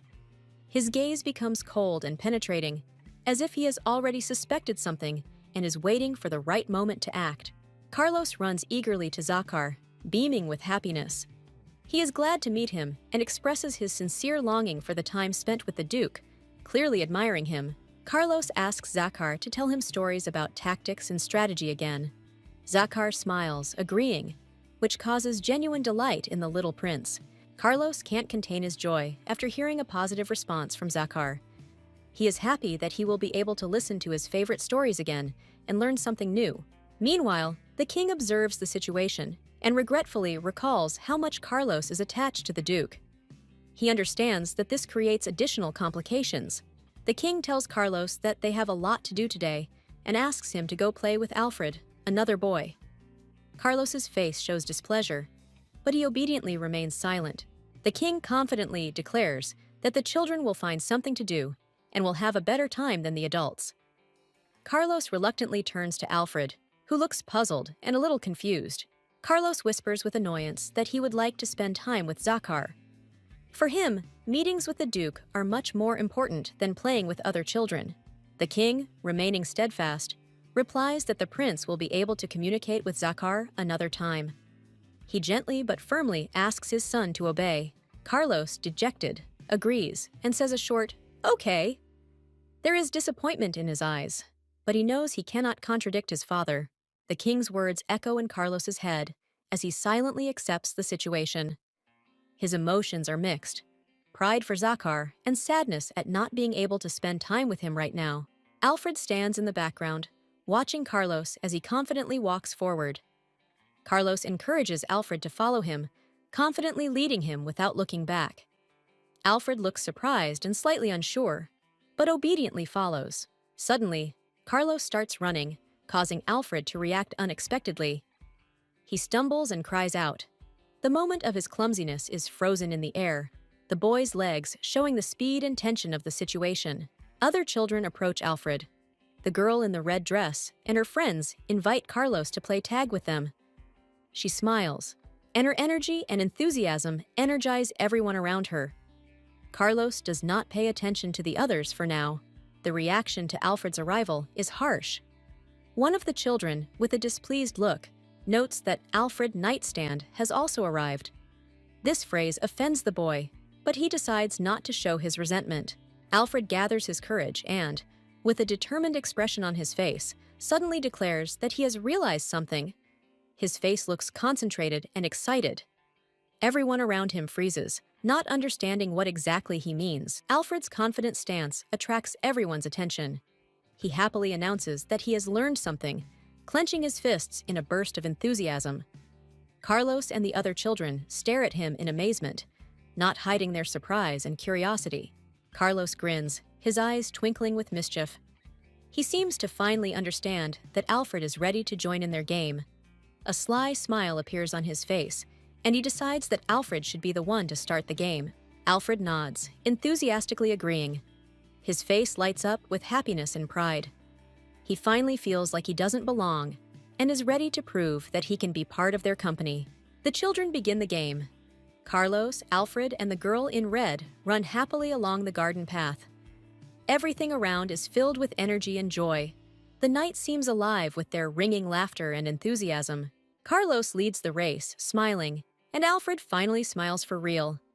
They run together, forgetting all the grievances. Games and friendship unite them, bringing joy and happiness to each of them. The boy waves his arms behind his head with ease, showing confidence in his elusiveness. He provokes those around him, clearly preparing for a new game. His opponent does not take the threat seriously. As Alfred rushes forward, the boy continues to show calm, but his confidence is threatened. The opponent deftly closes the distance between them and already manages to grab his arm. The boy is caught. Alfred smiles with a mischievous glint in his eyes as he shows off his new training result. He proudly announces that he has become faster, which visibly surprises those around him. For him, this is a huge improvement that he is ready to brag about. A group of children nearby, including Carlos, notice what has happened. The surprise and shock on their faces clearly shows that no one expected this from Alfred, who used to be the slowest of them all. The comic moment is emphasized by the phrase that Alfred, previously slow as a turtle, managed to unexpectedly overcome himself and catch up with his rival. This progress causes admiration and at the same time bewilderment among all those present. Alfred's opponent turns around and asks in panic what happened to him. For him, it looks like a miracle. A boy who was never known for his speed suddenly changed so quickly. He can't hide his surprise. Alfred explains with a smile that the secret to his success is constant training. His confidence and pride in himself make others wonder how much effort he put in to become so fast. Impressed by the result, the other children watch Alfred, who once again demonstrates his skills. His run is light, confident, and fast, as if there was a completely different person in front of them. Carlos, however, does not want to remain in the shadows. He decides to take an unexpected step. At the last moment, he cleverly trips Alfredo to prevent him from running. This gesture is filled with a hidden competition between them. Alfred loses his balance and falls to the ground with a thud. Carlos, standing victorious, looks at him with an expression of superiority. Alfred, despite the fall, does not look defeated. In his eyes, you can see the determination to train even more. Alfred falls to the ground, his face a picture of pain and despair. He breathes heavily, clenching his fists in frustration. The moment seems to stretch out, and his thoughts pulse with rage and pain. Carlos, smiling and confident, extends his hand to Alfred. His voice is calm and caring, asking if everything is okay, as if he doesn't notice the tension. Carlos radiates innocent goodwill. Alfred slowly looks up and hesitantly reaches for the outstretched hand. His cheeks are flushed with shame and gratitude.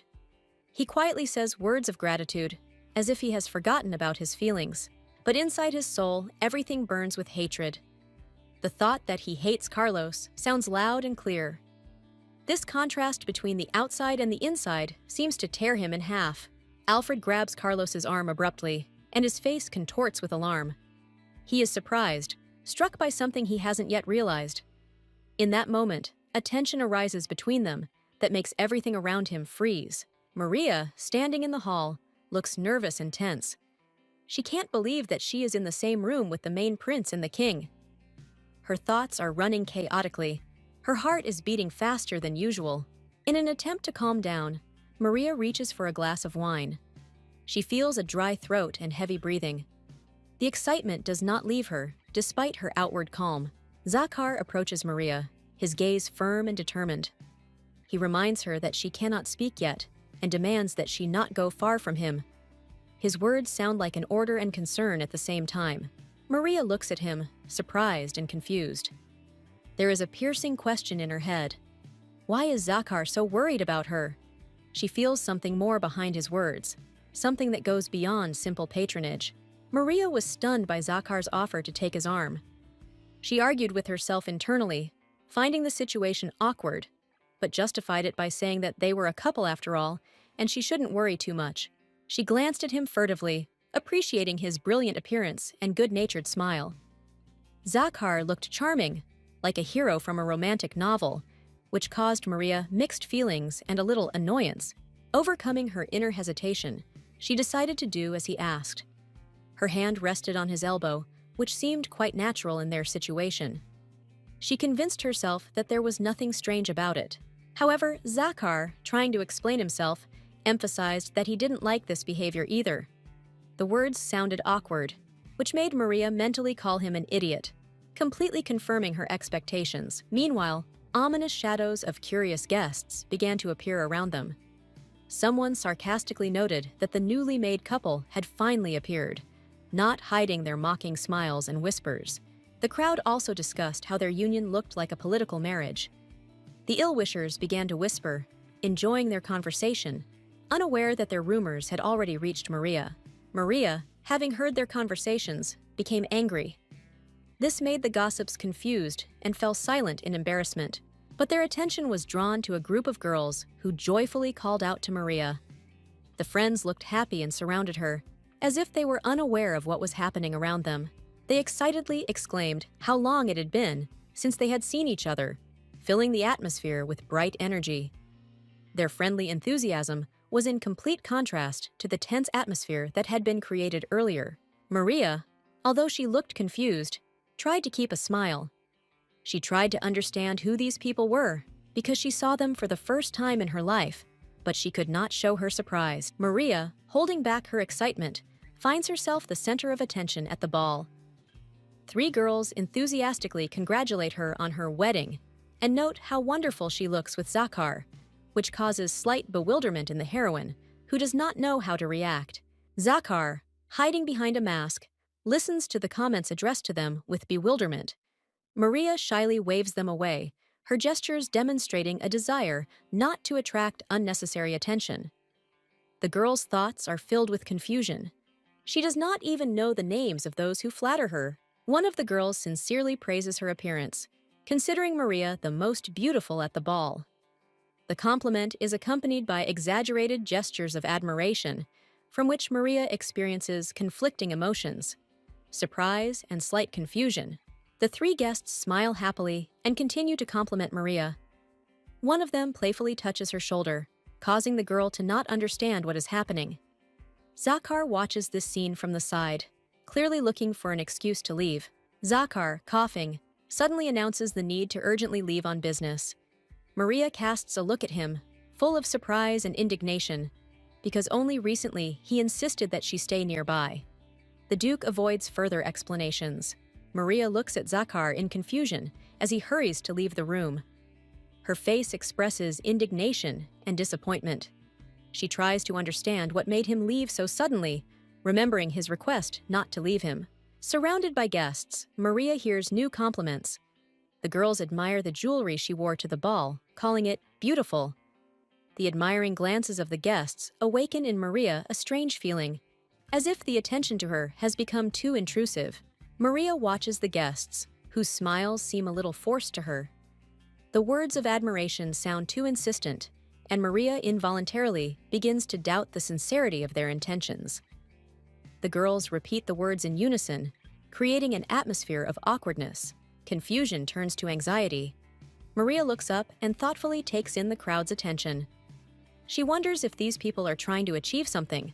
The girl's face is tense, but she tries to maintain an outward calm. In her imagination, Maria sees the guests reaching out to her jewelry. Their enthusiastic gestures begin to seem greedy to her, as if they were begging for jewelry. The girl, holding back her anxiety, realizes that the attention to her person is not caused by sincere admiration, but by something more selfish. Maria stands surrounded by 3 girls who enthusiastically ask her for something. Their shining looks and smiles create an atmosphere of lightness and playfulness, but Maria apparently feels awkward in front of their excessive attention and decides not to give in to their requests. Maria, sighing heavily, understands that there is no way to avoid the situation. She looks thoughtful and irritated, but gives in to the girls' pressure.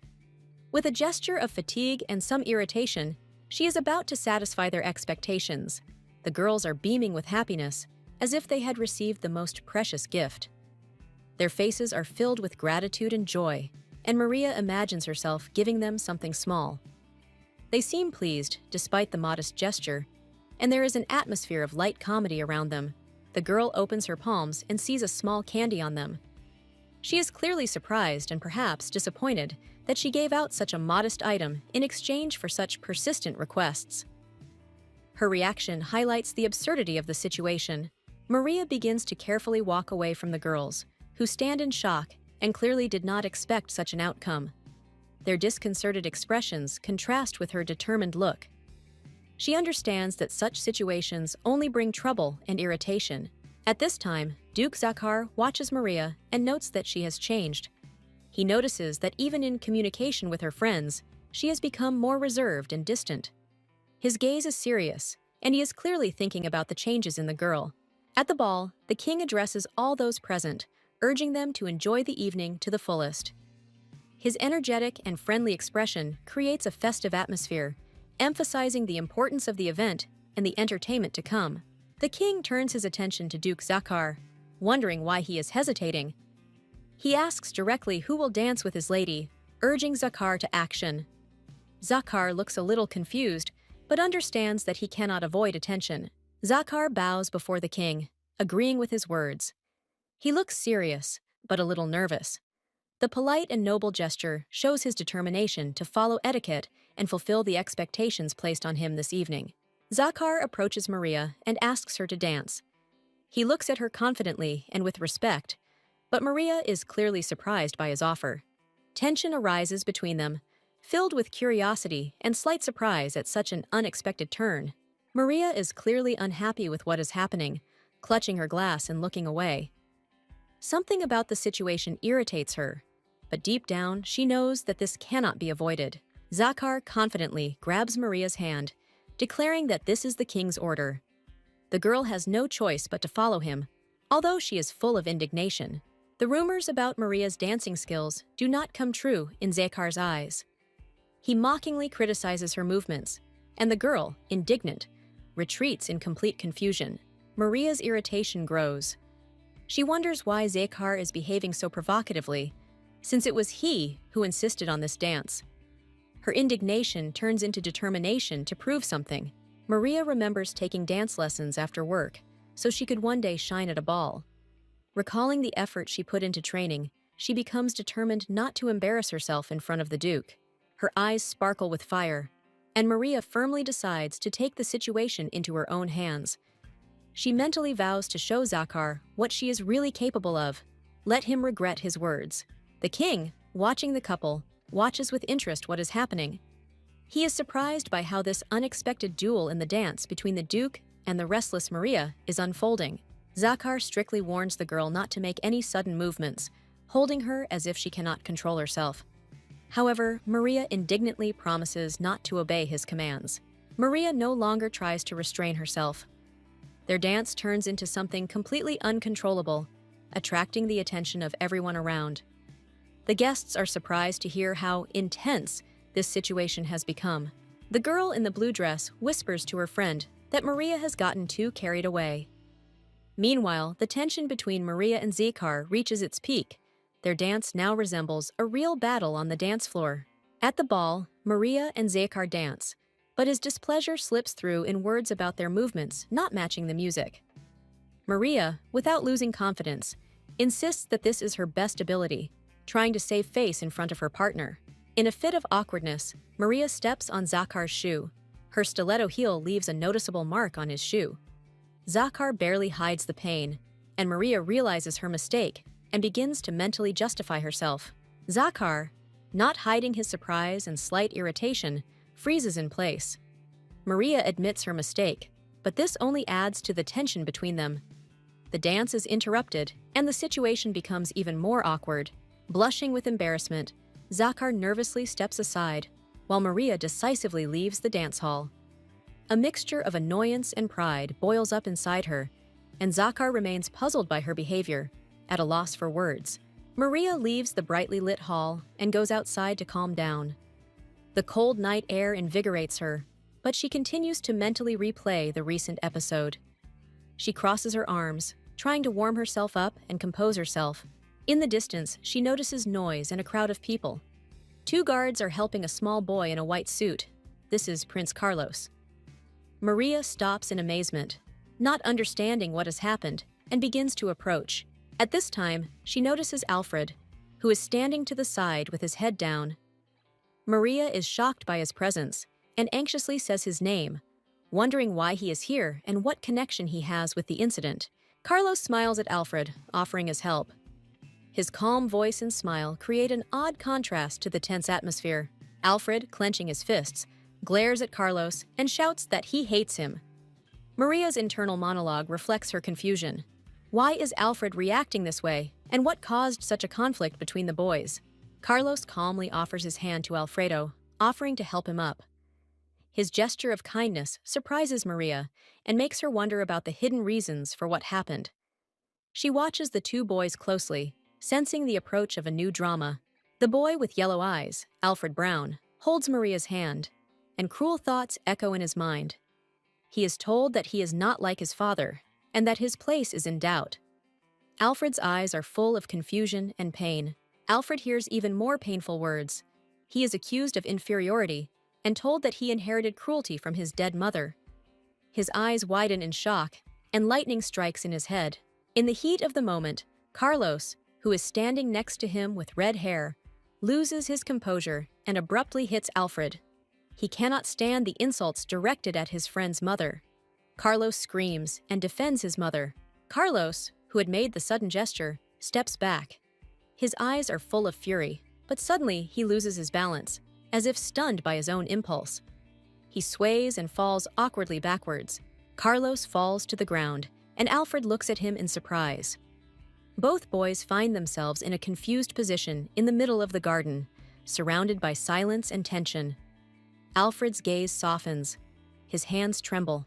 Alfred tries to speak, but the words get stuck in his throat. He looks scared and stunned. His eyes are full of shame and regret for what happened, but he can't find an explanation for his actions. Carlos, sitting on the ground, yells at Alfred. He doesn't understand what he's doing and accuses him of behaving incomprehensibly.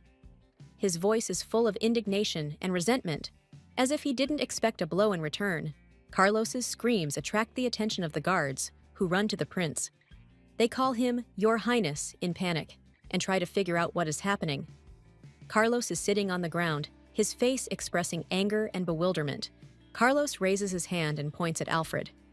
He explains furiously that he tried to help and extended his hand in friendship, but Alfred pushed him away. The prince sounds hurt and confused, as if he had been betrayed. Alfred, still sitting on the ground, clenches his fists and tries to explain. He looks dejected, but his voice is shaking. His quiet "because" remains unfinished, and Carlos shouts back, "Why?" The situation between the boys remains tense and unresolved. Alfred Brown stands silently, listening to the insults directed at him. Someone suggests that his weakness and helplessness are a legacy from his mother, which causes the boy deep emotional pain. An unpleasant scene unfolds in the garden. Carlos holds his hand, feigning offense, while servants surround the children. Maria, terrified, rushes to the scene, peering anxiously into the crowd. Coming closer, Maria looks at Alfred with concern and demands an explanation. She feels that something serious has happened and does not understand why her beloved boy looks so depressed. Carlos, frowning, explains the situation, making Alfred the culprit. He explains that he simply wanted to help Alfred up after he fell, but Alfred suddenly pushed him away. Voices can be heard in the background, confirming Alfred's guilt. Maria, standing in front of Alfred, asks him to explain himself. She looks at him with pain and expectation, but the boy only remains silent, looking down. Alfred is unable to utter a word in his own defense. Alfred suddenly runs away, not wanting to listen to any more accusations. Maria holds out her hand, trying to stop him, but he does not turn around, but disappears among the rose bushes. Sitting alone by the fountain, Alfred is lost in his thoughts. He feels despair and sadness, thinking that no one will be able to understand what he really feels. The pain inside him grows. Alfred reflects on his curse, the ability to sense other people's emotions through touch. He can't tell anyone about it, because it seems like too much of a burden to others. Maria finds Alfred at the fountain. She stands next to him, holding an umbrella from the rain, and listens silently. Alfred feels a little calmer next to her, but does not dare to speak first. Finally, Maria gently places her hand on his shoulder, showing that she is there. She is sure that there is an important reason for Alfred's silence, and promises not to rush him, letting him know that he is not alone. Maria looked at Alfred with a warm smile. She understood that it was hard for him, but she did not pressure him, respecting his silence. She assured him that it was his right not to talk about what was tormenting him, and no one had the right to judge him for it.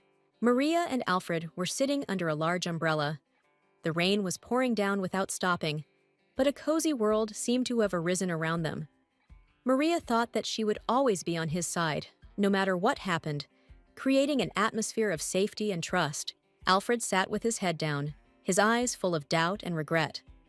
Maria's words had touched something deep in his soul, but he remained silent, trying to find the strength to admit what was weighing on him. Maria looked at him with sympathy and understanding.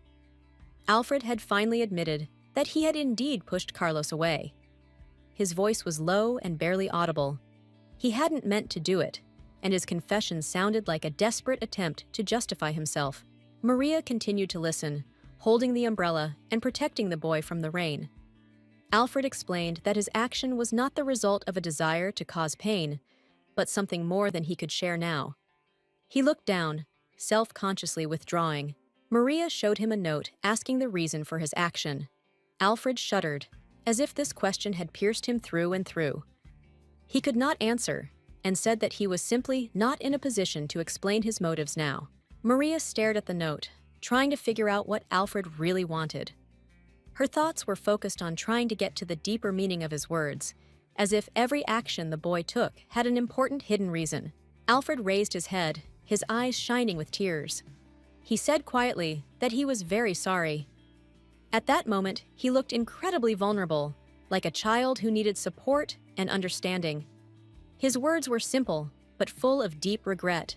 Maria tenderly comforts little Alfred, holding him close and letting him know that she is proud of him. Her words instill confidence and warmth in him, making him feel protected and important. Later, Alfred bows to Carlos and apologizes for what happened earlier. He bows his head in shame, sincerely regretting what he did. Maria watches his behavior closely, proud of his responsibility. Carlos, arms crossed, reluctantly forgives Alfred, warning that he will not tolerate such behavior again. Despite the stern tone, the prince does not hide his relief and is ready to forget the past, showing his good nature. Alfred, inspired by Maria's support, is determined to become a worthy man. His eyes are filled with determination, and he believes that he can achieve an ideal worthy of his parents. Looking at Maria, Alfred confidently speaks of his intention to become as outstanding as his father and as exceptional as his mother. He wants everyone to recognize his desire to become better and stronger. Carlos watches Alfred with interest and, hearing his determination, smiles. This encourages him. Alfred has potential, and Carlos involuntarily begins to believe in him, feeling admiration for his honesty. Despite the reconciliation, Carlos begins to feel a little nervous, unsure of how to react to Alfred's sudden words. He asks not to be angry with him anymore, clearly hiding his embarrassment. However, the situation changes dramatically when a sharp cry of "Alfred!" pierces the air. Alfred freezes, turning pale in surprise. Fear is written on his face. The voice belongs to a man he respects very much. Zakar appears before them, menacing and full of anger. His gaze is cold and stern, and his pose emphasizes his strength. The Duke is clearly displeased and demands an explanation of what happened, expecting an answer from his son. Zakar repeats his question, not giving Alfred time to justify himself. The atmosphere becomes tense. Maria and Carlos watch silently, and Alfred, frozen with fear, understands that he must take responsibility. Maria confidently defends Alfred, but does not hide her irritation at the situation. Duke Zakar steps forward, his face stern and determined. He demands an explanation from his son, accusing him of a rude act against Prince Carlos. Zakar turns to Alfred angrily, his voice full of reproach. He asks if he really pushed Prince Carlos and why he did it. Alfred stands silently in front of him, his head down guiltily, unable to explain. The Duke sighs heavily, his anger mixed with fatigue. He looks at his son with disappointment and utters a few words full of reproach. Maria watches what is happening tensely, but remains silent for now, clenching her hands into fists. Zakar bows deeply and apologizes to Prince Carlos. He promises to punish Alfred severely for his rudeness and asks him to forgive his son. Maria stands nearby, holding Alfred by the shoulder, her gaze intense. Carlos, despite his youth, shows nobility. He admits that Alfred did not mean to hurt him on purpose and says that he is not angry. His words calm the situation slightly, but the tension remains. The Duke thanks the prince for his understanding, but decides to leave Alfred in the mansion to punish him for his misdeed. Zakar looks unwavering. His decision is final. Maria and Alfred leave the hall, accompanied by the Duke. Zakar, arms crossed over his chest, harshly tells Alfred that he is not good enough for the Brown family. He orders his son to be left here until he comes to his senses and changes his behavior. His words sound like a final sentence. Alfred runs after his father in despair, his eyes full of tears. He screams, begging Zakar to forgive him. The boy stretches out his hand, trying to reach his father, but he remains adamant. Maria looks at Zakar with bewilderment and pain. She insists that upbringing should not be so cruel, but the Duke insists on his own. He asks her not to interfere, stating that this is a necessary process for her son. Maria is left alone with her thoughts.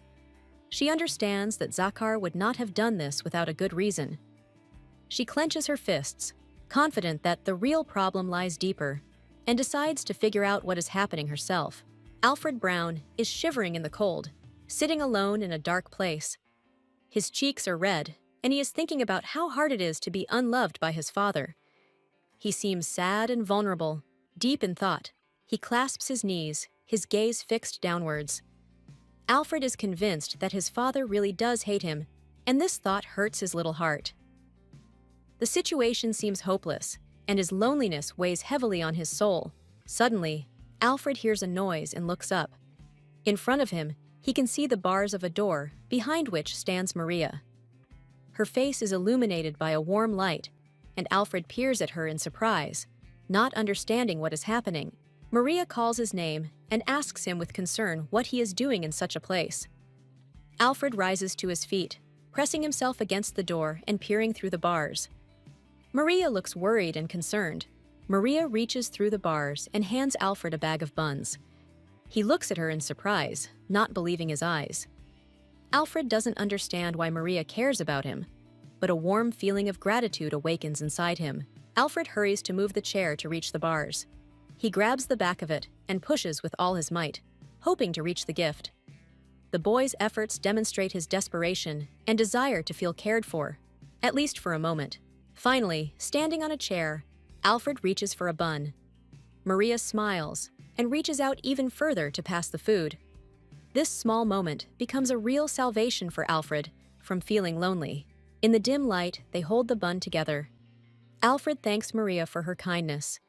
The girl promises that she will not leave him alone and will be there to support him in this difficult time. Alfred clutches the bun and begs Maria to come home and rest. He cares for her as she has cared for him, despite her own plight. Maria looks at Alfred with sadness and warmth. Her gaze is filled with tenderness, and she understands how lonely and cold the boy is. A determination to always protect him is born in her heart. Maria peers through the bars of the cell and is amazed by what is happening. She tries to understand whether Alfred was really able to read her thoughts, because she did not say a word. Her amazement is mixed with anxiety. The situation seems impossible. Alfred stands in shock, his eyes wide. It's as if he's heard something that has shaken him to the core. The air is icy cold in the space between them, and the boy, shaking, can't find the words. His surprise is almost helpless.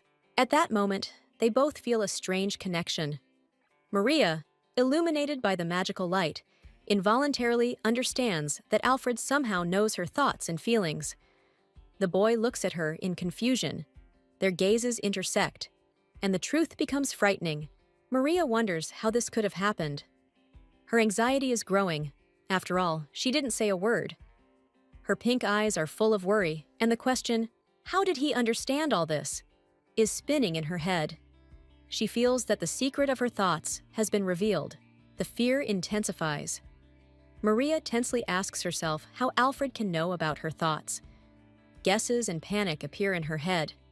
Her heart beats faster because she does not understand what is happening, but she clearly feels that things are taking an undesirable turn. Alfred, looking guilty and scared, realizes that he has learned of Maria's feelings. His face flushes and his voice trembles. He tries to find an excuse, but the words fail him, because the truth is too incredible for an ordinary person. A mixture of panic and joy overcomes Alfred. He tries to hide his embarrassment and smiles nervously, saying that he did not expect such a visit from Maria.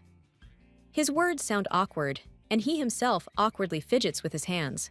Maria, watching Alfred through the bars, realizes that the situation is getting out of control. Her face expresses discontent and tension. Inside, she realizes that things are going wrong, and there is no easy explanation. Alfred stands on a chair, looking thoughtful and serious. He understands that what happened cannot be explained from the perspective of an ordinary person. His thoughts are focused on what happened, and his face is filled with hidden anxiety. Maria is lost in thought, touching her lips with her finger. She reflects on how no one can really know someone else's thoughts. But now, thinking about what happened, she feels that an incomprehensible magical connection with Alfred has appeared in her life. Maria, thoughtfully pressing her hand to her lips, is surprised by the new information about Alfred's unusual powers. She cannot believe that the boy has such an ability and begins to suspect a hidden meaning in it. Alfred, standing in front of the door, catches the note that Maria hands him through the bars. Her words sound like a cautious question. Does he really know what other people are thinking? Maria wants confirmation of her suspicions. The girl continues her guesses and cautiously suggests that Alfred's unusual ability may be somehow connected to the incident that occurred, in which Prince Carlos is involved. She waits for an answer, holding another note in her hands. Alfred reads the note and nervously replies that it is not at all as Maria suggests. He tries to explain the situation, but feels uneasy under her gaze and the pressure of her words. Maria watches his reaction and thinks that such evasive answers only make Alfred even more suspicious. Her persistence does not allow the boy to hide the truth, despite his attempts. Alfred opens the note and sees the words written on it. Internally moved, he reads the line that confirms their friendly relationship. At that moment, he doubts, but feels Maria's sincerity. "Friends?" Alfred repeats, surprised and a little confused. Confusion is reflected on his face, because he did not expect such a statement from Maria, especially after her persistent interrogation. Maria looks at the boy through the bars and demands a promise, not to tell anyone about their conversation and his abilities. Her voice sounds stern, and there is a hint of trust between them. She smiles, reaching her hand through the bars, assuring Alfred that she will not harm him and will never let him down. There is warmth in her eyes, and the boy begins to waver between fear and trust. Alfred, still hesitant, looks at Maria's outstretched hand. He cannot refuse her words, and despite his fear, he cautiously accepts her promise. His eyes are filled with anxiety, but he agrees. "Okay." Maria looks at Alfred with tenderness and sympathy, as if promising to protect him. She does not want to leave him alone, understanding how hard it was for him. Alfred, standing on the bench, reaches out to Maria through the small window in the wooden door. Their hands touch, and he finally finds comfort in this gesture. The boy had been in pain all this time, but he showed no weakness. Little Alfred breaks down and starts crying. He had to keep a huge secret alone, which was too much for a child. He tried to hold on, but now his feelings are overwhelming. Maria, looking at the crying Alfred, cannot hold back her tears. She does not understand why she is crying, but the boy's despair touches her to the depths of her soul. Their pain turns out to be connected. Alfred holds Maria's hand and tells her that he can hear the thoughts of people he touches. This gift has been both a blessing and a curse for him, as he can feel the pain of others. Maria listens attentively to his confession. She asks if it only happens when they touch, and Alfred confirms. Their clasped hands become a symbol of trust and understanding. Alfred, looking at Maria with concern, asks the question, is she afraid of him? He is used to fear and rejection from others, so he is worried about her reaction. Maria replies that she is not afraid, but she does not understand why Alfred treated Prince Carlos badly, because his actions came as a surprise to everyone. Alfred explains that Carlos tripped him and he fell. In the face of hurt and injustice, his abilities kicked in and he saw something that made him do it. After the fall, Alfred extended his hand to Prince Carlos, and at the moment of touch, he heard his thoughts. This event became a key moment that changed the boy's attitude to the world around him. Alfred Brown, a little boy with golden eyes, holds the hand of an adult, barely holding back tears. His face is sad, and his eyes are full of pain. He heard hateful words addressed to him and was shocked by this. Maria, a girl with white hair, stands in front of the latticed window. Her gaze is sad but sympathetic. She listens to Alfred, understanding that he is hurt not only by what was said, but also by the past, which he remembers with difficulty. Alfred continues to speak, his voice shaking with emotion. He tells how the Carlos he remembers laughed at the memory of his dead mother. It was unbearable, and he could not simply remain silent. Maria listens attentively through the bars of the window. Her eyes reflect compassion. Alfred says that his rage flared up instantly.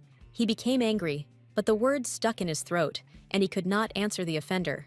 Tears stream down Alfred's cheeks. He trembles, wiping them away with his hand. The little boy breaks down in sobs, remembering how helplessly silent he was in the face of injustice. He feels shame and anger at the same time. The image of his mother, tender and beautiful, comes to his mind.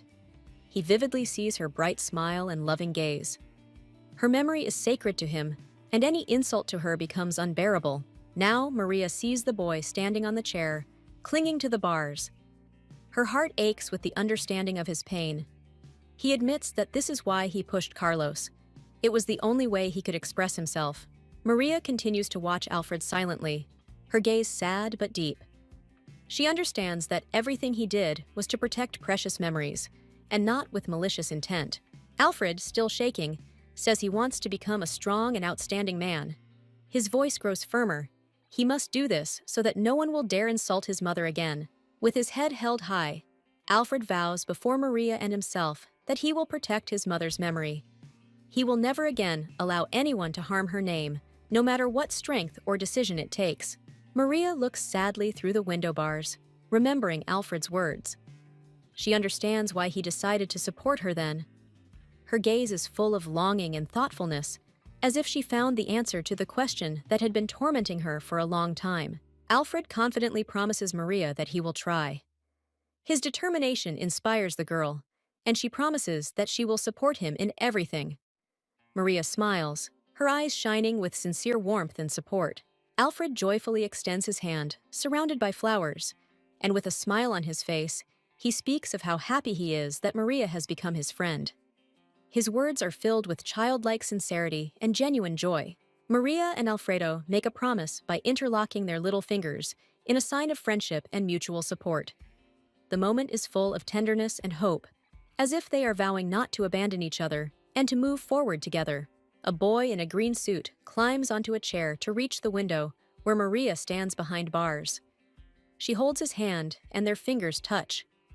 Suddenly, something happens, and Alfred loses his balance, crying out in fear. Zakar appears in the dungeon with a lantern in his hand. He goes to Maria and coldly asks what she is doing here. His sudden appearance creates an atmosphere of anxiety and tension. interrupting their conversation. Maria is stunned by Zakhar's presence and looks scared. She says his name with anxiety, her eyes full of confusion. Zakhar caught her by surprise. Zakhar, looking at Maria, notes that her face looks strange, as if expressing anxiety. His words sound sharp, which makes her tense up, and the warm light of the lamp only emphasizes the atmosphere of mistrust between them. Maria and Zakhar are standing in a stone room by a massive door. The girl is trying to explain something, but instead of support, she gets an unpleasant remark about how she looks. Her eyes widen with indignation and surprise. Maria is outraged and mentally explodes, accusing Zakhar of being unable to communicate with girls. She clenches her fists in resentment and sarcastically ridicules his words, which makes the atmosphere between them even more tense. Zakhar does not back down and looks at Maria with displeasure. He suspects that she has some kind of plan and demands an explanation. His gaze is full of severity, which makes the girl look for a way out of the situation. Maria interrupts Zakhar irritably, clearly trying to turn the situation around. She clenches her fists and looks angrily at the man. Zakhar holds the lamp, calmly observing her indignant reaction. Alfred suddenly appears and intervenes in the argument, defending Maria. He shouts that the girl only came here because she was worried about him. His emotions break through the shouts, causing confusion among those present. Zakhar looks thoughtfully at Maria and Alfred, as if assessing their behavior. Maria turns away, trying to hide her awkwardness. Zakhar's tense gaze makes her even more nervous. Maria admits to herself that she wanted to spend time with Alfred without Zakhar noticing. However, the situation is getting out of control. The man is watching her every move too closely, which complicates her plan. Maria begins to wonder if Zakhar knows about Alfred's abilities. This thought worries her and makes her doubt her actions. She bites her finger, deep in thought. The situation escalates. Maria, standing at the bars, touches the bars with her finger, attracting attention. Someone says her name, as if calling her to account. The atmosphere of anxiety intensifies, as if something important is about to happen. Maria turns to Alfred, asking him to keep the secret and not tell his father about what happened. She looks serious, and the boy watches her warily from behind the bars. The tension in the room increases, hinting at the importance of their conversation. Maria thinks decisively and decides to act cunningly, choosing a certain strategy. Her gaze speaks of firm confidence, and in her thoughts she turns to Alfred, showing her readiness to overcome the situation. Alfred looks up at Maria, confused and slightly scared. His silent expression shows that he feels guilty and does not quite understand how to cope with what is happening. His gaze is full of uncertainty. Suddenly, Zakhar appears, asking a question full of anger and suspicion. Maria looks surprised and tense. Her posture betrays an attempt to defend herself. The atmosphere is tense. The Duke clearly suspects something and demands an explanation. A frightened Alfred, standing to the side, breaks down and starts screaming, begging his father to forgive him. He swears loudly that he sincerely regrets what he did. His despair is evident in his tears and trembling voice, which echoes throughout the room. Zakhar looks at Alfred attentively. His face is clouded with heavy thoughts. He is in no hurry to react, thinking over what he has heard. His stern look and cold words reveal disappointment and firmness in his decision.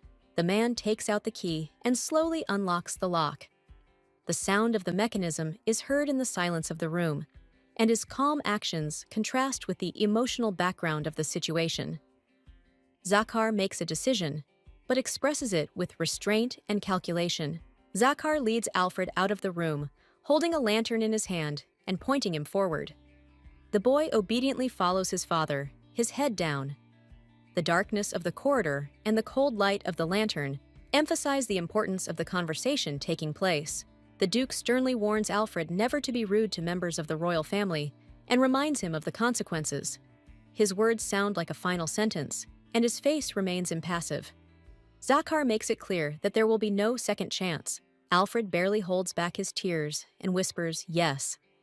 His face expresses deep sadness and fear of his father's disappointment. He realizes his mistake and the gravity of the situation, standing under Zakhar's stern gaze. Maria, clenching her fists, looks furiously at Zakhar, standing next to Alfred, who sadly lowered his head. She realizes that the guy in front of her is not just an ordinary offender. The determination to protect Alfred at any cost is growing inside her. Zakar, keeping an indifferent expression on his face, calmly reminds Maria that her anger does not matter. He reproaches her for not even wanting to know the truth about Alfred's actions, and tries to confuse her with his cold-bloodedness. But Maria does not give up. She furiously tears out a sheet of paper and begins to write with such force that the pen leaves deep furrows. Her thoughts are clear. She will not allow injustice to go unpunished, even if the whole world is against her. With an expression of determination, Maria presents the proof. Carlos tripped Alfredo, causing him to fall. She demands justice, openly outraged, and will not tolerate silence. However, Zakar, sighing heavily, answers almost indifferently that he doesn't care. Neither Carlos's guilt nor Maria's explanations change his decision. His cold words sound like a sentence for Maria, who expected a different reaction. Maria, still full of indignation, cannot believe his words. She sees something unfair and cruel in them, but Zakar is sure. Whether Carlos is guilty or not, nothing can be changed. The matter remains the matter, and they are subject to the royal order. Mary, not holding back her emotions, explains that serving the royal family comes with restrictions. They are forbidden to act in retaliation or take any action, even if it is just. Alfred stands nearby, his eyes full of pain and shame. Zakar, without looking away, repeats his order. He warns Maria not to interfere in the process of Alfred's upbringing, otherwise she will only harm him. Zakar says this confidently and irrevocably, as if finally putting an end to it. Maria, gritting her teeth in frustration, shakes her head, unable to contain her rage. The fire inside her continues to burn despite the Duke's words. She is determined not to give in, despite the pressure he puts on her. Maria looks at Zakar with a challenge. Her determination grows stronger with each passing moment. She makes it clear she will never give up on this idea, even if she has to fight alone. Her gaze is full of anger, but also of strength that cannot be broken. In the half-light of the night, Alfred looked confused, trying to say something. Maria and Zakar stood nearby, illuminated by the light of the lantern, carefully observing his behavior. The boy was tensely thinking about how to stop what was happening. Gathering his courage, Alfred pointed to the window with surprise and alarm in his voice. His eyes widened, as if he saw something unusual. Maria and Zakar became wary, turning their attention to the boy and his gesture. Outside the high window, a bright moon shone, surrounded by clouds. Alfred raised his hand and confidently pointed at it. It was as if he was trying to convince his companions that the mistress of the moon was laughing at them and their actions. Maria and Zakar looked at Alfred in confusion, not understanding what he was talking about. Zakar frowned, and Maria feigned surprise on her face. Both glanced towards the window, but there was nothing unusual there. Zakar and Maria exchanged glances. She began to doubt the reality of what was happening, finding it difficult to find words. Zakar looked thoughtful, trying to understand why Alfred was acting so strangely. For them, there was no one in the window. Maria felt relieved and smiled slightly, admitting that she had momentarily lost focus. She glanced at Alfred again, noting his seriousness and unwavering confidence. The tension in the air was growing. Maria and Zakar started arguing. Their glances were lightning bolts at each other. They tried to understand what was going on, but each stuck to his own opinion. The situation looked absurd and funny. Suddenly, Maria changed her tone. She gently approached Alfred, took his hand, and asked if he could tell her about his power. The scene took on a gentle and magical mood, as if time had stopped. Alfred's face lit up with a wide smile. His eyes sparkled with happiness, and he enthusiastically agreed. It was as if stars were shining around the boy, giving him an amazing magic and purity. Zakar looked at this picture attentively. His wary gaze betrayed his growing anxiety. He noted to himself that Maria and Alfred were holding hands, and wondered how long ago this had started. Malio holds the letter with a slight smile, and asks Zakar with interest if he has let Alfred out of the punishment room. His gaze is mocking but caring, as if he knows very well how the Duke treats the boy. Zakar leans languidly on his arm. answering with an unperturbed expression. His tone is cold, but there is weariness and hidden worry in his eyes. Perhaps Alfred really has caused him more trouble than he wants to admit. Malio is surprised when he hears that the Duke planned to leave Alfred in the room until the next day. A guess flashed in his eyes. Zakar, despite his strictness, was worried about the boy, and his words were just a mask. Catching himself on this thought, Malio grins. Zakar notices this and looks away, as if hiding something. A slight smile flashes on the face of his subordinate. He understands that the Duke is not as insensitive as he tries to seem. Zakar, pondering the situation, nervously paces back and forth. His thoughts are confused, which makes Malio chuckle. The situation is clearly awkward. There is tension in the air and a hint of awkward concern for Alfred. Having collected his thoughts, Malio hands Zakar an envelope with an important letter. The Duke frowns and takes it slowly, as if he senses something unusual. His gaze is focused, and his hand squeezes the envelope. Zakar opens the letter and learns that it is an invitation from Marquis Darn. His eyes darken with thought. The event promises to be significant. The scene shifts to a majestic city where future changes await them. Alfred looks out of the carriage window with delight, enchanted by the scenery. His golden eyes sparkle with admiration. The nature, the castles, and the blue sky seem like fairy tales to him. Joy fills his entire small figure. Zakar sternly warns Alfred not to stick his head out, which makes the boy flinch. Maria smiles next to him, her calmness softening the atmosphere. Alfred sits down obediently, but his eyes still sparkle with interest.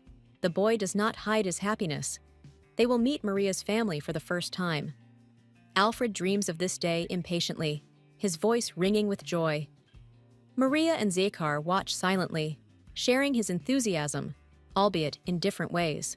Maria radiated calm and a soft smile that did not foretell anything bad, but her thoughts were not so optimistic. Her gaze betrayed the anxiety that she tried to hide under a mask of confidence. Her patience snapped when, amidst the excitement and hesitation, she abruptly expressed her dissatisfaction with what was happening. Maria, not hiding her irritation, complained to Zakar and Alfred, clearly not delighted with their upcoming visit. Maria sighed heavily, realizing that there was no point in arguing. She felt cornered. The journey had already begun, and there was no turning back. Despite her reluctance to face the difficulties that lay ahead, the Darn house loomed on the horizon, and the memory of that family made her shudder inside. Maria could not hide her uneasiness, thinking about the dark reputation of that family, where secrets and intrigues flourished. More and more confident in her guesses, Maria felt something was wrong. She suspected that Zakar and the Darn family were somehow connected. Her intuition told her that unpleasant discoveries awaited them ahead. Maria looked confused and depressed from the gravity of the situation. She tried to calm down and mentally promised herself to have a drink as soon as this was all over.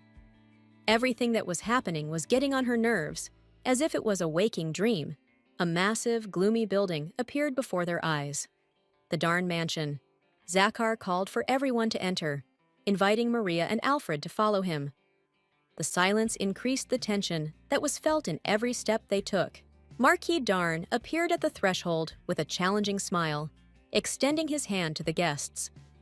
His greeting was overly cordial, but there was something unkind in his eyes that made Maria's insides go cold. Maria, observing the Marquis, came to the conclusion that he was too much like a classic villain. His smile, manners, and mysterious look only increased her suspicions and distrust of the owner of the house. She stood next to Zakar, still confused, wondering how things would turn out. Maria knew that confronting the Darn family would inevitably lead to the revelation of secrets that could change their lives forever. Maria is stunned by the sudden meeting with her father, Marquis Darn. The sight of the old man evokes mixed feelings in her. She cannot get rid of the tension and memories of the past. Meanwhile, Zakar turns around, ready to engage in conversation. Zakar, maintaining formal politeness, says that he is glad to see the Marquis again. His calm and collectedness contrast with Maria, who remains silent, tormented by internal discomfort. The atmosphere seems heavy and oppressive. Marquis Darn smiles smugly, pointing out that Zakar hasn't changed at all. The comment comes across as dismissive praise, which leaves the atmosphere tense. The Marquise's gaze remains sharp and appraising. Darn, noticing Maria, says that she also looks beautiful, but his gaze pierces the girl through and through. His cold interest and question about her relationship with Zakar make her feel insecure, as if she had turned into a little girl again. The Marquis suggests that they all sit down and discuss business, but his casual tone only increases the tension. Zakar remains collected, and Maria mechanically holds Alfred's hand, as if trying to find support in her son in this awkward situation. Lost in her thoughts, Maria remembers that her father didn't even bother to say hello to her when they met. This hurts her pride and brings up old grievances. She stands frozen, feeling once again like an extra in his life. Maria sits silently, clutching the letter in her hands, unable to utter a word. She is surprised by her condition. The words are stuck in her throat. Next to her, Alfred quietly watches his mother, sensing her tension and sadness. The Marquis grins as he notices that his chatty daughter, for the first time, does not know what to say. His dismissive manner increases her helplessness. Zakar remains unperturbed, but his gaze becomes even more stern. The Marquis, trying to save face in front of Zakar, apologizes for any inconvenience caused by Maria. He says this with slight awkwardness, but maintains dignity and tact, trying not to aggravate the situation even more. The Marquis, still playing the role of a caring father, asks her not to be strict with Maria. However, his words sound superficial and insincere. His gestures and tone betray arrogance, which makes Maria feel again how cold and distant her father is. An elderly gray-haired man in brightly decorated clothes abruptly interrupts the conversation, causing tension. Maria notices a strange pain in her chest, and his cold gaze evokes a premonition of trouble. He threatens with his request, but insists on cooperation. Zakar stands, holding back his emotions. His calm voice brings clarity. Maria was not a problem, as many believe.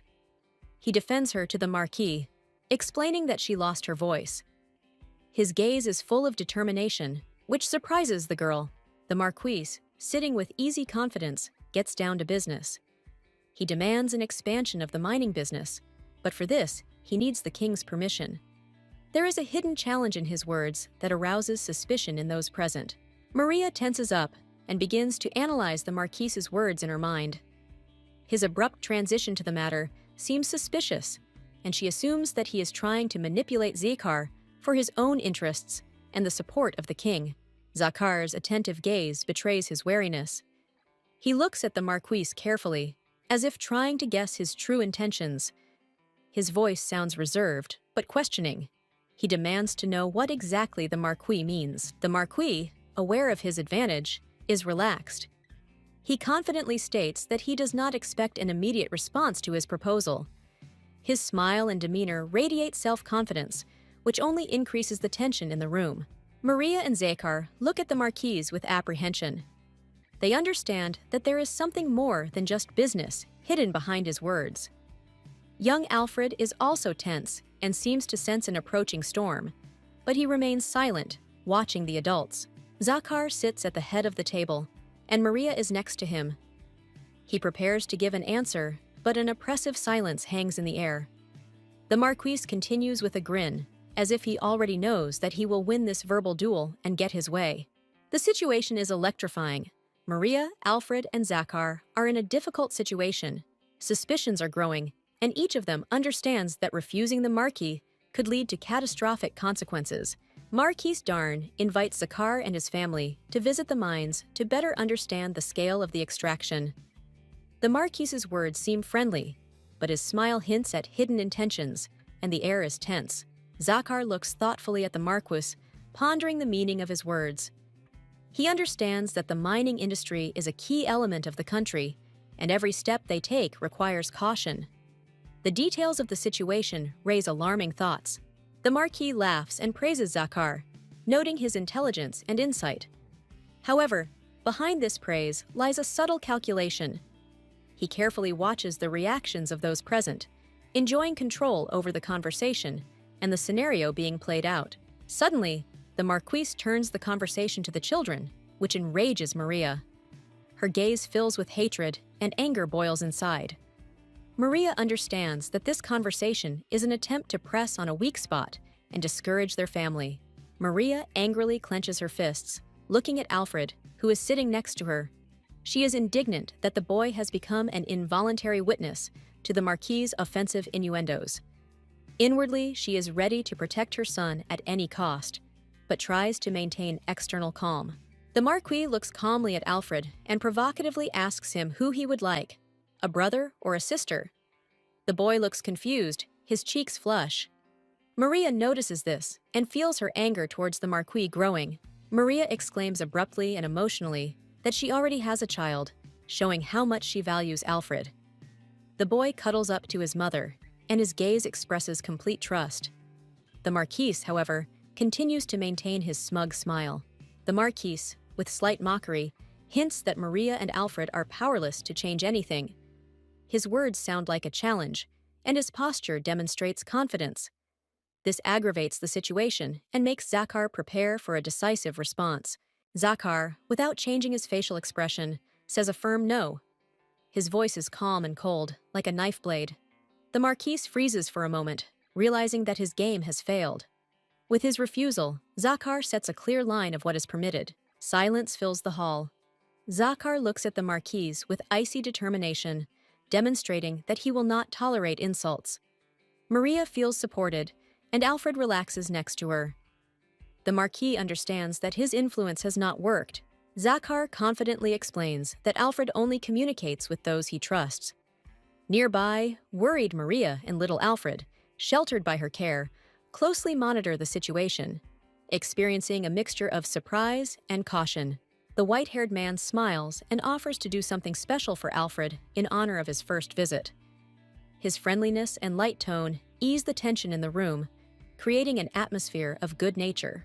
Alfred, cautiously pressed into Maria's arms, finds no words for the proposal. His gaze is filled with mistrust and fear as his uncle's outstretched hand approaches him, causing even more alarm in those around him. Daniel enters the room, his voice calm and confident.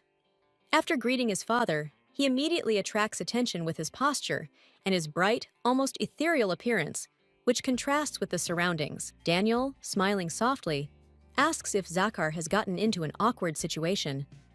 His polite and calm tone softens the tension, and there is a slight mockery on his face, as if he already knows the answers to his questions. Maria continues to comfort Alfred, holding him close.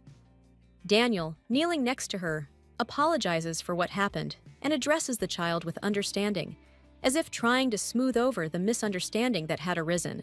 Daniel, standing in front of the decorated hall, thanks the guests for their visit. His voice sounds sincere, and his smile is warm, enhancing the sense of peace and harmony that his presence brings to the space. The room is filled with life again. Daniel announces that dinner is ready and suggests continuing the conversation at the table. Zakar, Maria, and Alfred, who are on the sofa, listen attentively to his words, gradually relaxing.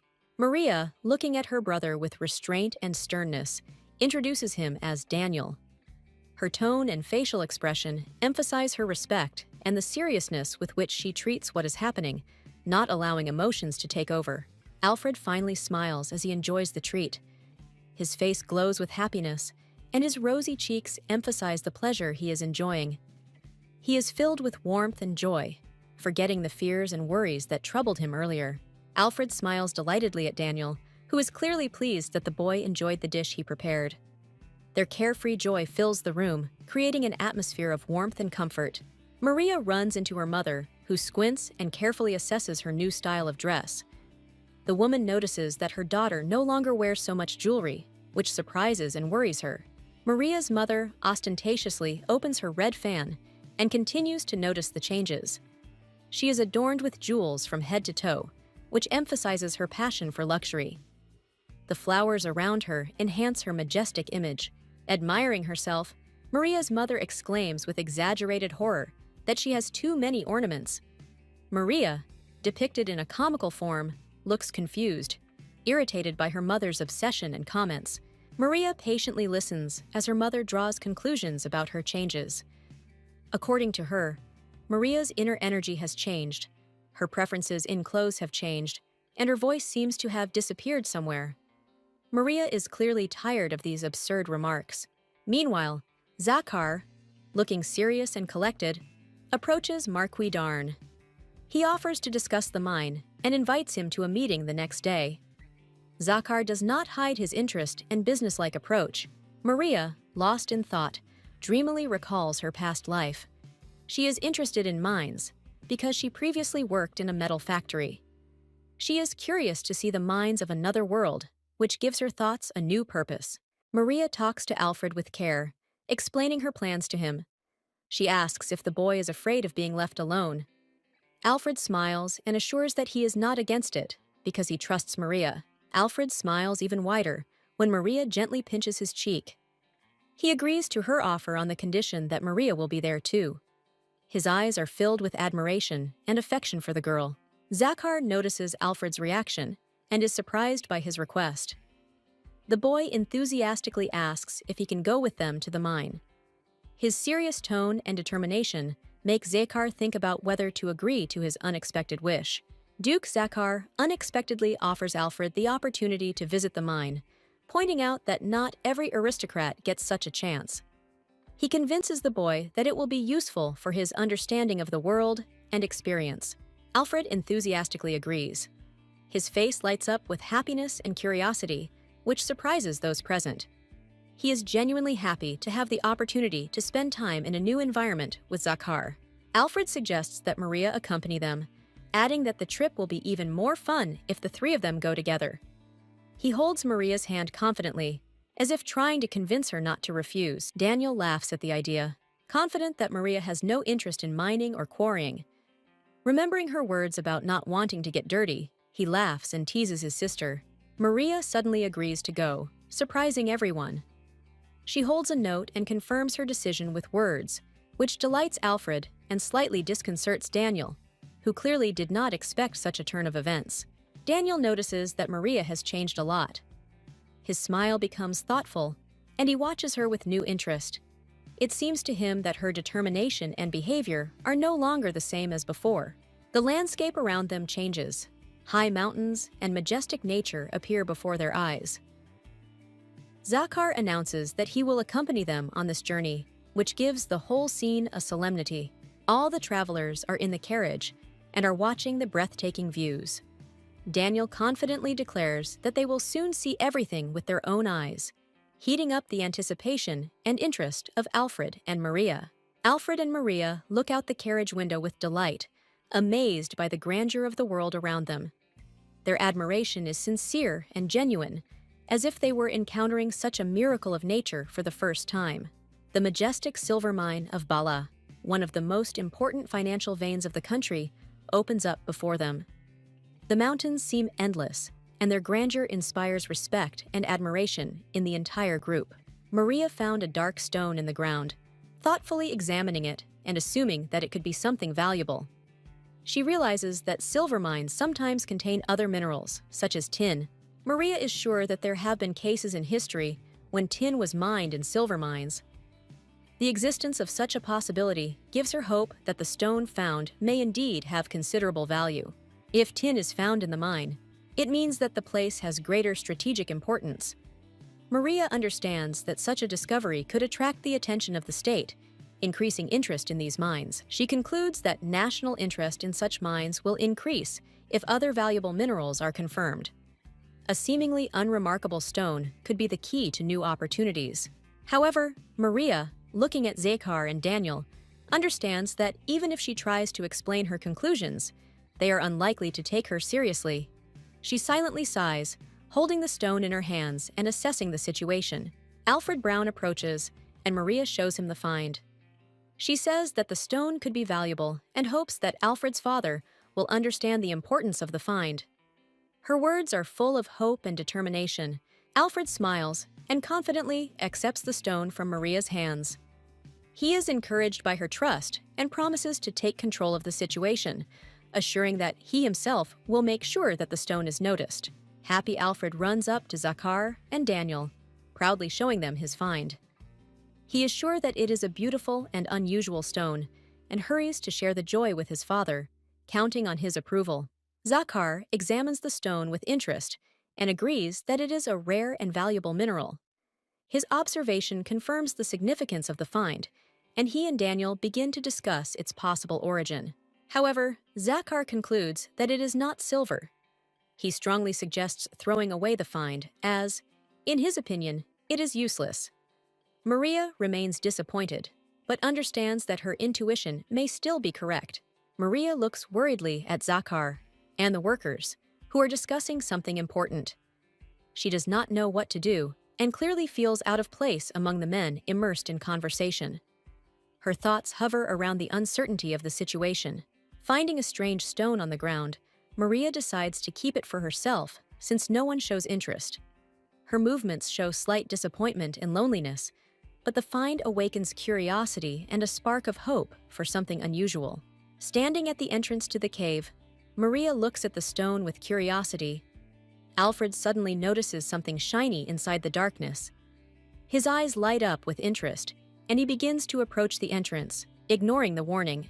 Alfred, pointing his finger into the depths of the cave, shouts that something is sparkling inside. He immediately rushes inside, causing concern in Maria. The girl calls him in a panic, afraid that he will stumble upon danger in the darkness. Maria, without thinking, rushes after Alfred. They are interrupted by the worker's voice, who shouts that entering the cave is prohibited due to danger. But the boy has already disappeared into the darkness, and Maria rushes after him, not noticing the warning. Zakar and the worker, noticing the commotion, run to help. Zakar looks worried and decisively commands everyone to stop, but the situation has already gotten out of control. His facial expression betrays anger and anxiety. Meanwhile, in the cave, Maria and Alfred find themselves deep inside. Zakar, taking a lantern, also hurries after them. The echo of footsteps sounds alarming, and the cave walls seem threatening. Zakar calls Alfred, ordering him to go back. The cave suddenly shakes, and Maria realizes with horror that an earthquake is happening. She stops, looking around, trying to figure out what is happening. Panic takes hold of her as the rocks begin to crumble. Zakar manages to catch Maria, saving her from the falling rocks. He hugs her tightly, his eyes full of worry. Maria, looking at him, understands that Zakar is ready to risk his life for her safety. Maria looks at Zakar in confusion, who makes sure she is okay. His calm but demanding gaze gives her the strength to cope with her panic. Zakar gently but confidently asks if everything is okay, ready to take control of the situation again. Maria, worried and shocked, looks at her hands, trying to comprehend what has happened. She thinks about how Zakar helped her, not leaving her in trouble, and her face expresses concern for him and for their common situation. Meanwhile, Alfred, a boy with disheveled hair, runs forward along a dangerous and dark stone corridor. His movements are full of determination, and he tries to catch up with someone or something, shouting requests to wait for him. Maria, worried about Alfred's fate, suddenly realizes that Zakar is wounded. She panics and asks herself questions about what happened to the boy and where he is now. There is fear and growing tension in her voice. Zakar appears before Maria with a lantern in his hand, calming her with his presence. His confidence gives the girl some support, but he himself looks tired and worried. He notices Maria's confusion and tries to understand how they could have lost Alfred. Maria, depressed by the realization that Zakar was hurt, blames herself. She bitterly remembers how Zakar saved her despite his own wounds. Zakar, surprised by her emotions, only listens silently, but the pain in his shoulder becomes more and more obvious. However, Zakar tries not to pay attention to his wounds and assures Maria that he is fine. He suggests focusing on finding Alfred, who needs their help much more. Maria clasps her hands in prayer and desperately wants to hear Alfred's voice. The darkness and silence weigh on her, and her thoughts revolve around the question of where the boy is and what happened to him. Finally, Alfred's weak voice comes from the darkness. He says that he can hear them and that he is nearby. Zakar raises the lantern higher, lighting the way, and Maria looks with relief in the direction from which the boy's voice came. Zakar asks Alfred worriedly if he is okay and if he is hurt. His voice is full of genuine concern, and he peers tensely into the darkness, not seeing the boy. Alfred comes out of hiding and turns to them, telling them that he was only slightly bruised, but not seriously injured. His brave smile and confident voice reassure Zakar and Maria, giving them hope for a successful outcome. Zakar and Maria move carefully through the dark cave.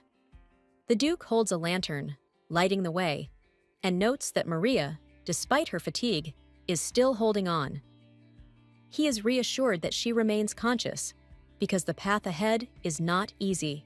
Zakar turns to an unknown interlocutor, promising that help will come soon. He calls for a little patience, showing that someone important to them is in trouble, and the situation requires urgent action. Maria silently supports his determination. Zakar, directing the light of the flashlight, notices the rock fragments and assumes that they will be able to get to the other side. He calculates the path, hoping that this will help them get out or reach their goal. Zakar stops Maria, asking her to wait where she is. His actions seem deliberate, but Maria, with anxiety in her eyes, does not take her eyes off him, sensing danger or a hidden threat ahead. Suddenly, Maria flinches from a vague sound, as if something is collapsing or starting to happen. Zakar turns around sharply, looking in the same direction as her, his face tense. They both become wary, not understanding what awaits them. Maria, clenching her fists and gathering all her courage, declares that their current actions are only a temporary measure. She is determined to find a way out of the situation, despite her fatigue and possible wounds. Zakar watches her determined gaze. Zakar is wounded, and Maria rushes to help, bandaging his arm. Despite her clumsy efforts, he is grateful for her care and feels relieved. The atmosphere is tense, but there is hope for a way out of the situation. Zakar looks a little more confident and thanks Maria for her help. However, the tension does not subside. His gaze is still wary, as if he senses a danger that has not yet passed. The situation around him remains threatening. Leaning over the edge of the cliff, Zakar anxiously calls out to Alfred. His voice is full of despair and worry, and his eyes reflect the fear of losing a loved one. It is dark and deserted around, which increases the anxiety in his heart. Alfred, shaking and worried, slowly emerges from the darkness. His golden eyes fill with tears when he sees his father. His childish face is tired and afraid, but he continues to move forward bravely towards Zakar. Zakar comes down and hugs Alfred, pressing him to himself. He tries to calm the boy, saying that everything will be fine now. Alfred nods trustingly, sobbing, and for a moment there is peace and warmth between them. Zakar understands that they need to leave immediately and lifts Alfred. He tells the boy to climb first, setting an example of determination and care. His gaze is still tense, and every gesture betrays concern for their safety. Alfred is already at the top and calls Maria, leaning over the edge of the cliff. His voice is filled with joy and hope that they will finally be reunited. He reaches out to her, as if trying to help her out of a dangerous place. Maria smiles with relief when she sees Alfred. Her eyes are shining with tears of joy, and her trembling hands are pressed to her chest. She thanks the heavens that they are all right, but she is not yet aware of the new threat. The threatening aftershocks make Maria wary. Her face contorts in fear, and she turns towards the noise. Maria understands that the situation is becoming critical again, and she needs to act quickly. Alfred suddenly loses his balance due to the jolts and falls to his knees. His frightened gaze is directed at his father and Maria, who are trying to help. A new danger hangs in the air, threatening to destroy everything around him. Maria sees Alfredo at the edge of the cliff with alarm. She clasps her hands and calls his name with a look of panic. Her face is filled with despair, and her hair flies away from the sudden movement of air. Alfred, surprised by Maria's voice, turns to look at her. His eyes widen, confused and unable to believe he can hear her. The dark setting of the cave heightens the tension, highlighting his fear and uncertainty. Maria stretches out her arms to Alfred, begging him to jump. She is ready to catch him, despite all the danger. Her confident tone and decisive actions inspire the boy with hope and faith in salvation. Alfred, plucking up his courage, leaps towards Maria. His body seems to float in the air, and Maria stretches out her arms to catch him. Their eyes meet, and in that moment, fate hangs in the balance. Maria catches the boy, hugging him tightly. She looks at Alfred anxiously, asking if he is hurt. Her face reflects concern and relief, while the boy looks tired but unharmed. Alfred dismisses her concerns, insisting that he is fine. He chides Maria for her loud scream, playfully complaining about the ringing in his ears. The moment is filled with warm concern and a hint of humor. Maria suddenly realizes that her voice has returned. She pauses for a moment, stunned by the discovery. A mixture of surprise and joy crosses her face as she whispers the words, as if testing herself. Hugging Alfred, Maria is delighted that she can actually speak again. Her voice is soft and confident. She realizes that in her panic and concern for the boy, she completely missed this important event. Zakar appears, watching the proceedings intently. His expression of surprise and slight concern gives way to a question about whether Maria has really found her voice. He looks at her as if he can't believe his eyes. Maria confirms this with a smile. She presses her hands to her chest, feeling relief and happiness. The return of her voice symbolizes victory over difficulties, and her confident smile illuminates the dark walls of the cave. Maria, overcoming her fear, finds a voice in her despair, calling out to Alfred. The boy looks lost and weak, but her words touch his heart. Her gentle touch brings them both hope in the dark and dangerous cave. Alfred, not yet aware of what has happened, sees Maria's joy and embraces her face with his small hands. He smiles for the first time in a long time, as if coming alive thanks to her presence and care. Maria and Alfred laugh and cry together, their happiness bringing light to a dark place. She thanks him, and Alfred responds with a beaming smile, his heart filling with a warmth that has been missing for so long. Meanwhile, Zakar watches them, his gaze serious and full of anxiety. He does not take his eyes off Maria and Alfred, checking their condition and thinking about further steps in this critical situation. The workers outside, having illuminated the passage, finally find the lost ones. Their voices reach Maria, filled with relief. They shout, hoping that everything is okay and that Maria and Alfred survived. Maria, hearing the rescuers, gathers her strength and asks for help.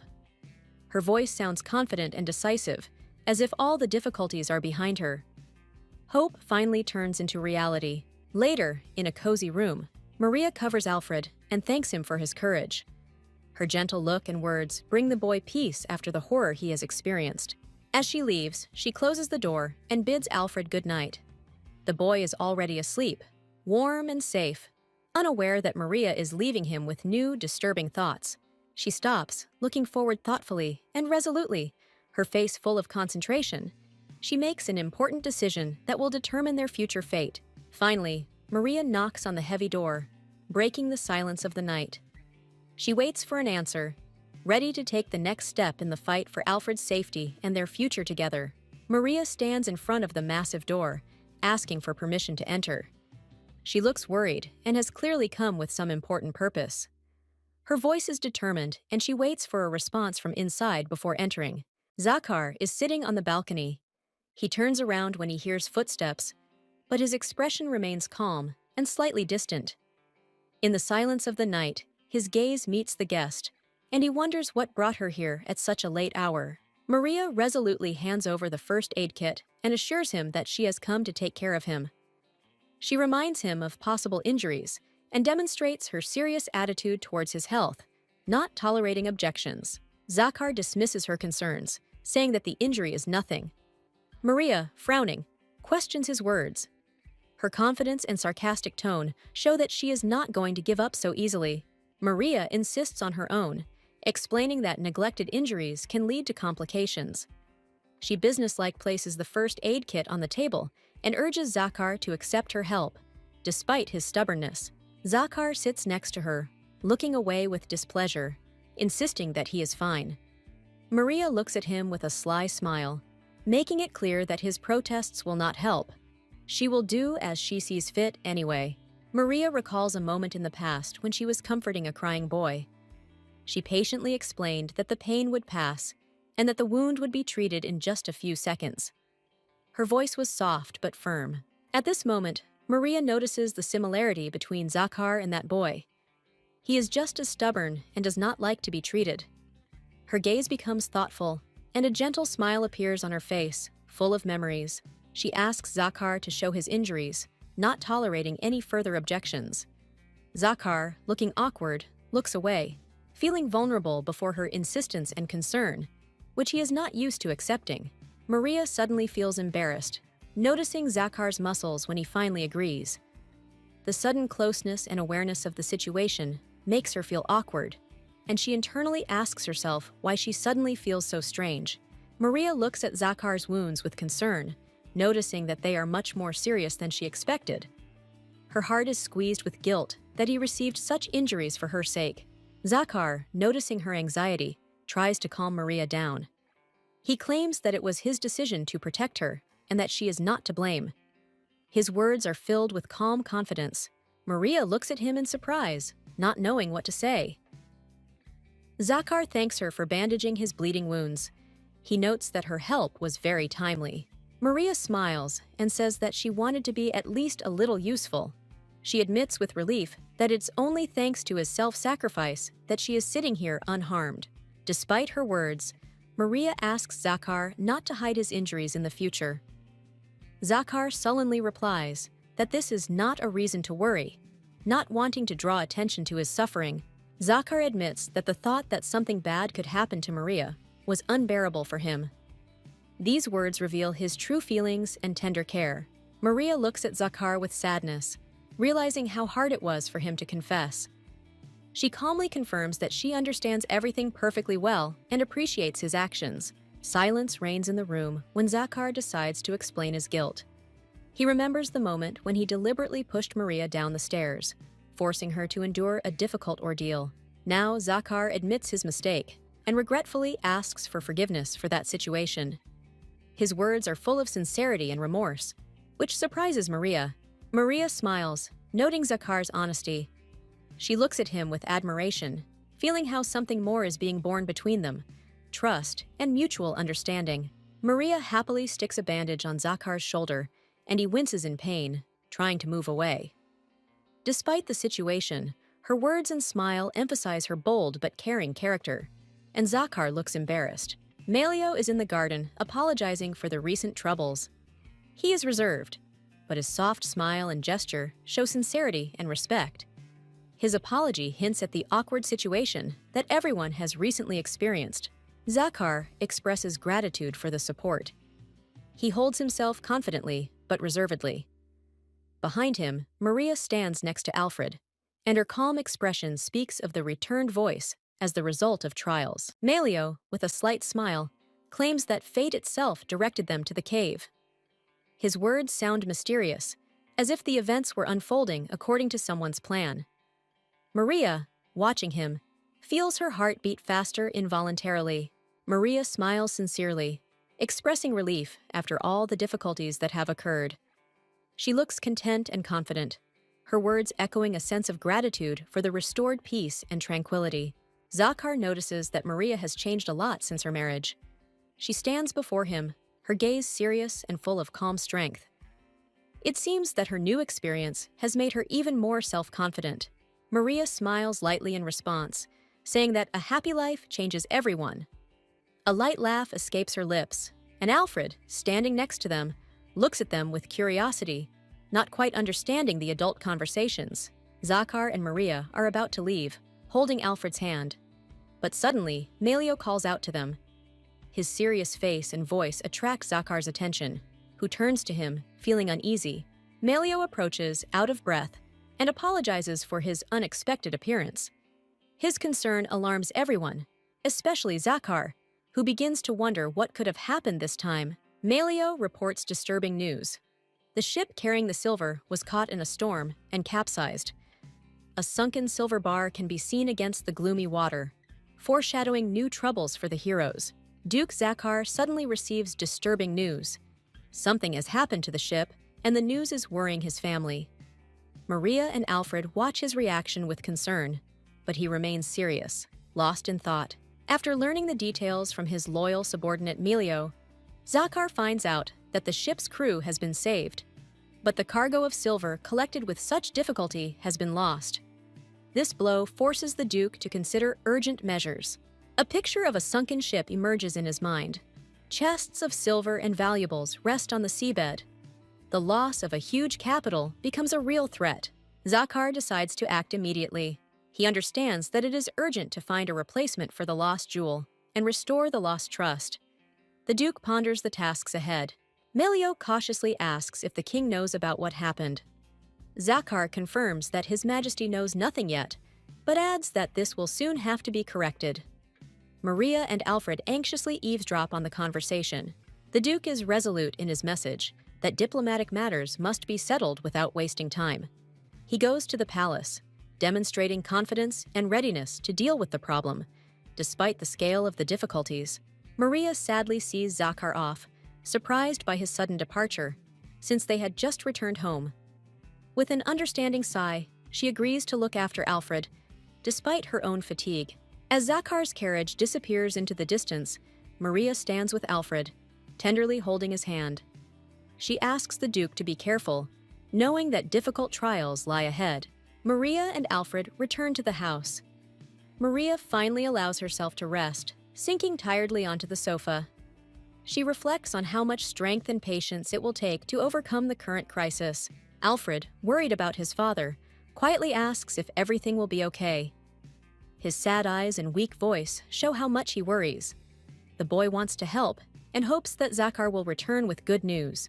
Maria gently strokes Alfred's head, watching the boy lie limply on her lap. She realizes that his job is far from easy and requires great patience and strength from him. Warm care fills the moment with coziness. Lying and staring into space, Maria thinks about her life. She realizes that she never planned to have children. Thoughts of family life seem alien to her, but now there is a boy in front of her who seems to demand her attention and warmth. Alfred, lying on his knees, feels insecure and wonders what is wrong with him. Maria cannot help but notice that the boy is special. Her thoughts go further. Alfred has not just abilities, but something unique, beyond the ordinary. As Maria reminisces, she turns to Alfred in her mind. She remembers how she once asked him to tell her more about his powers. The boy readily shares this knowledge, leaving her slightly surprised. In response to her request, Alfred perks up and stands up, declaring that Maria is also unusual. His eyes shine with delight, and his smile is filled with confidence. This confession makes her look at herself in a new way. Then Maria remembers Alfred's words about his mother and grandmother. They also had this power, but it brought them a lot of pain and suffering. Because of this, he was bequeathed to keep his abilities a secret from others. Maria thinks about what was said and understands the logic. If someone unkind learned about Alfred's powers, they would undoubtedly use them for their own selfish purposes.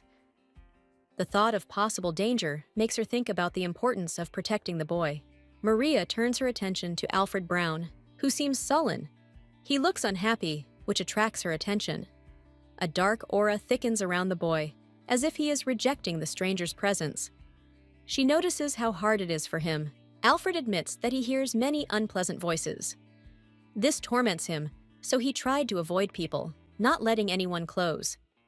Loneliness and despair accumulated inside him, which are difficult to express in words. Maria understands how hard it was for Alfred.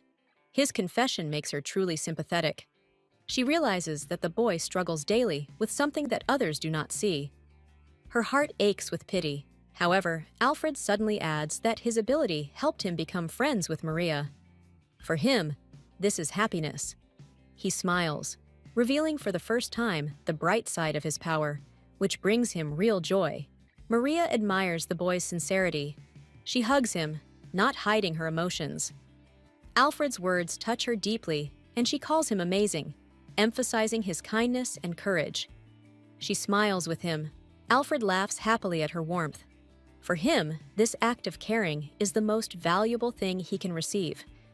He wants his father to feel this relief and stop worrying. His eyes shine with hope.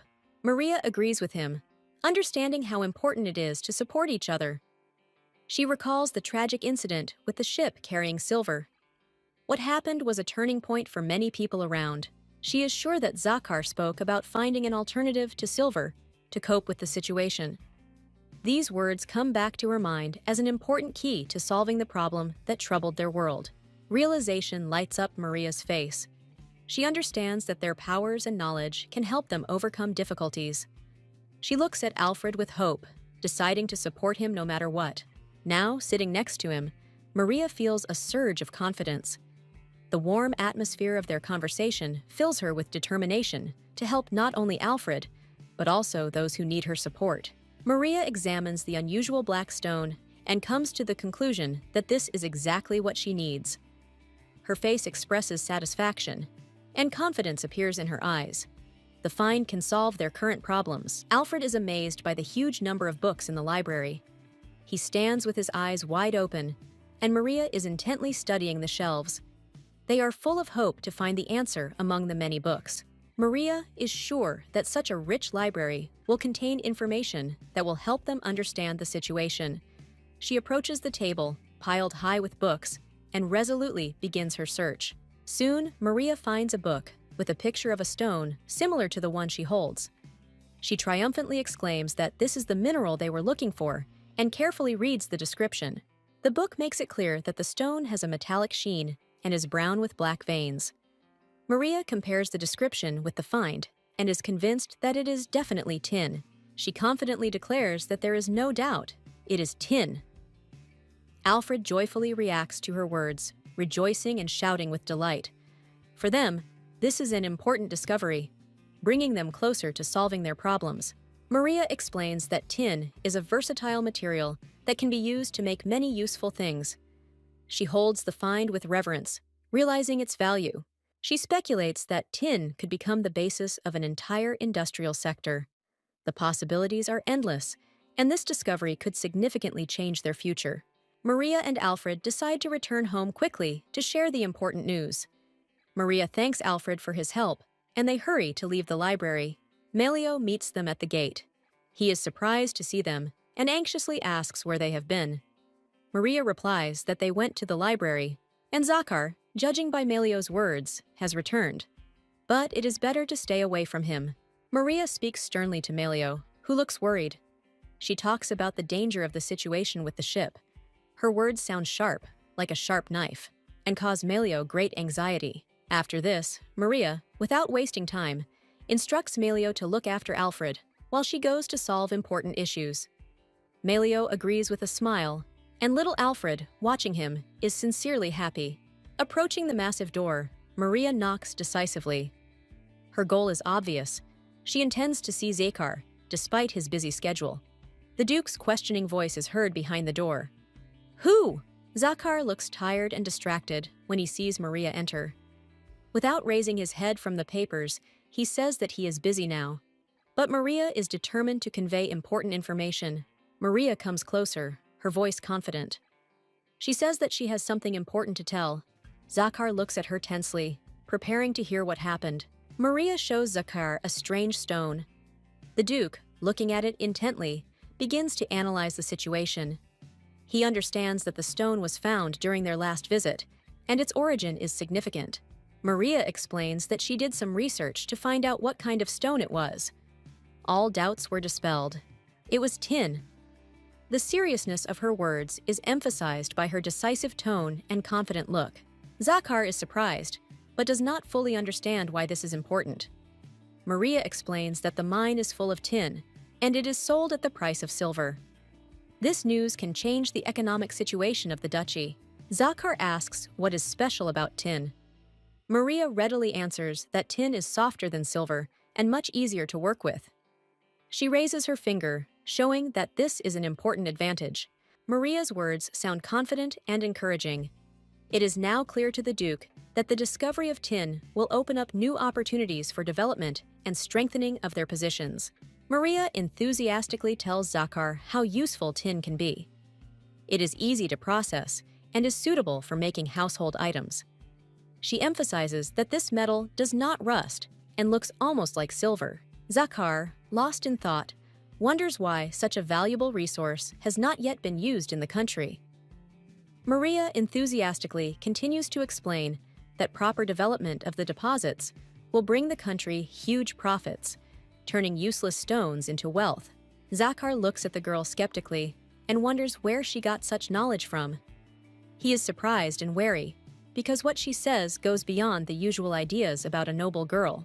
Maria panics, realizing that she has let something slip. She pretends to answer casually, but inside she's worried.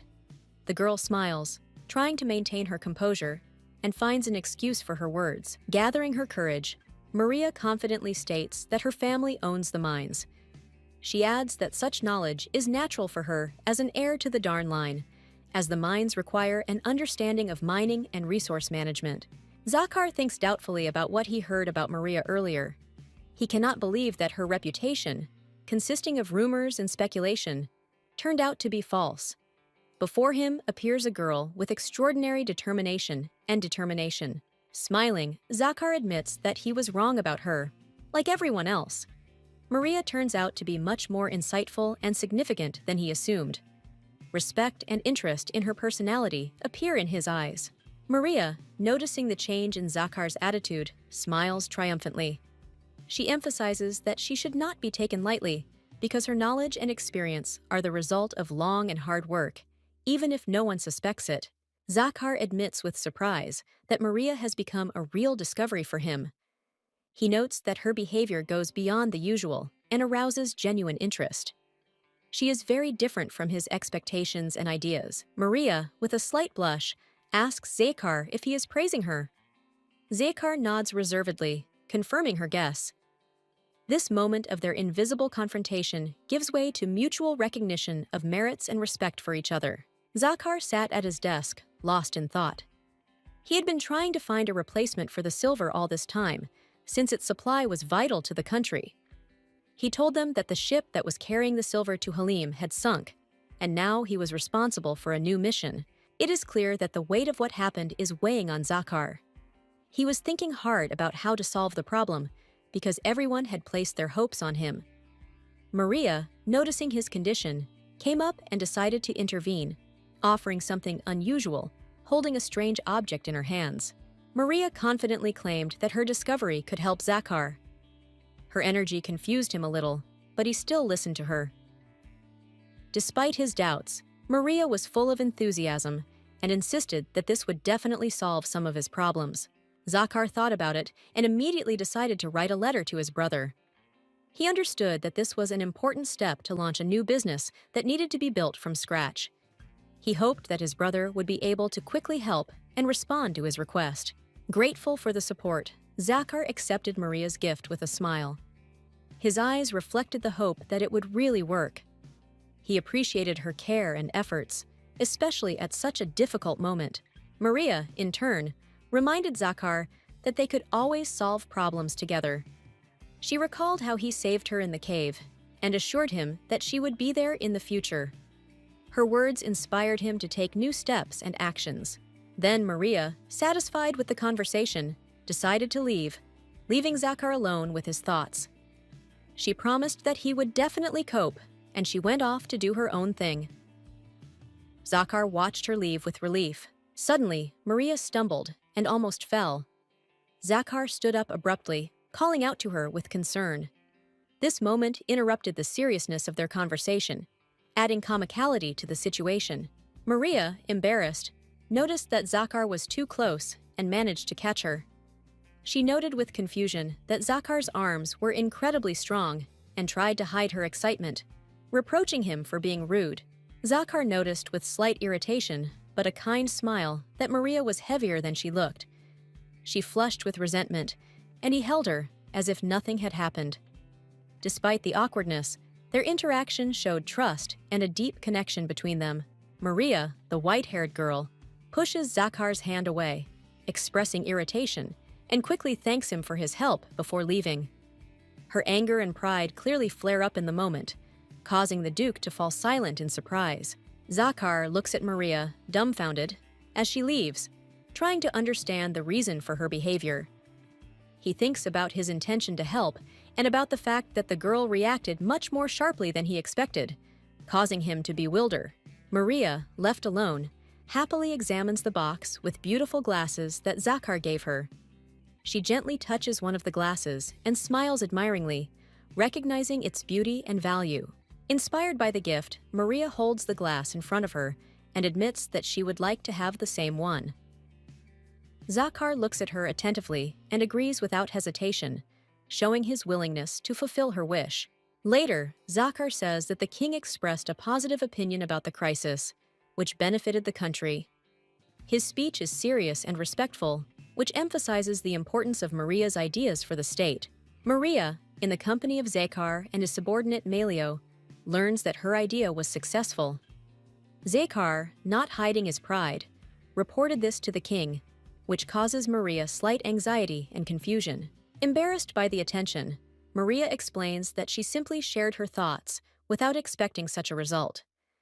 She worries that this may attract unnecessary attention and fears possible consequences. Zakar, holding a glass, assures Maria that her ideas and contributions are important. He emphasizes that she is not the villain she is considered to be, and sees in her a serious attitude towards the future of the country. Struck by Zakar's words, Maria freezes in thought. She realizes that the Duke is gradually beginning to approve of her and acknowledge her efforts. These thoughts evoke in her a warm feeling of gratitude and surprise. Maria, smiling and beaming with happiness, accepts the new circumstances. Zakar's praise and support fill her with joy, and tender emotions are reflected on her face, giving her confidence and satisfaction. Maria thinks with satisfaction that her actions help to avoid inevitable death. She looks at Duke Zakar with a sly smile, hiding her true intentions and rejoicing in a small victory. However, Maria understands that the path to complete security will not be easy. She realizes that even more efforts and clever solutions are needed to confidently say that the threat has been eliminated once and for all. Malio, standing nearby, starts a conversation about the current trade situation. He reports that accessories, especially glasses and items made of special metal, are becoming increasingly popular, which arouses interest and joy among those present. Malio goes on to explain that the market is flooded with manufacturers because of the ease of processing the new ore. He emphasizes that products made from this material are beautiful and rust-resistant, which makes them especially sought after. Maria smiles at the positive news. She is glad that the situation is working in their favor and notes that such successes have great potential for her family and the nation as a whole. But the thought of her family makes her think. She is worried and concerned about how her father will perceive this situation. Maria wonders if his interests will be satisfied as well, or if he will be dissatisfied. She carefully asks Zakar about her father. Maria tries to speak calmly, but the anxiety on her face reveals her deep concern about her family situation and the consequences of what happened. Zakar, a little surprised, confirms that Maria's father did not say anything special. He mentions that the relationship between Maria's father and the king has worsened recently, which only increases the tension in the room. Sitting at the table, Zakar looks calm and collected, but his answer is extremely laconic. He assures Maria that nothing critical has happened and no significant changes in the situation are expected. However, the atmosphere in the room is tense. Maria and Zakar exchange glances, and Malio watches their reactions carefully. All three understand that this meeting could be a turning point for their future. Zakar confidently explains that the tin was extracted from mines and pits owned by his family. He assures that everyone got their share, even with the promotion. His composure and confidence leave no doubt about the truth of his words. Maria sighs heavily and agrees not to continue the conversation. She looks tired and depressed, as if she was tormented by doubts.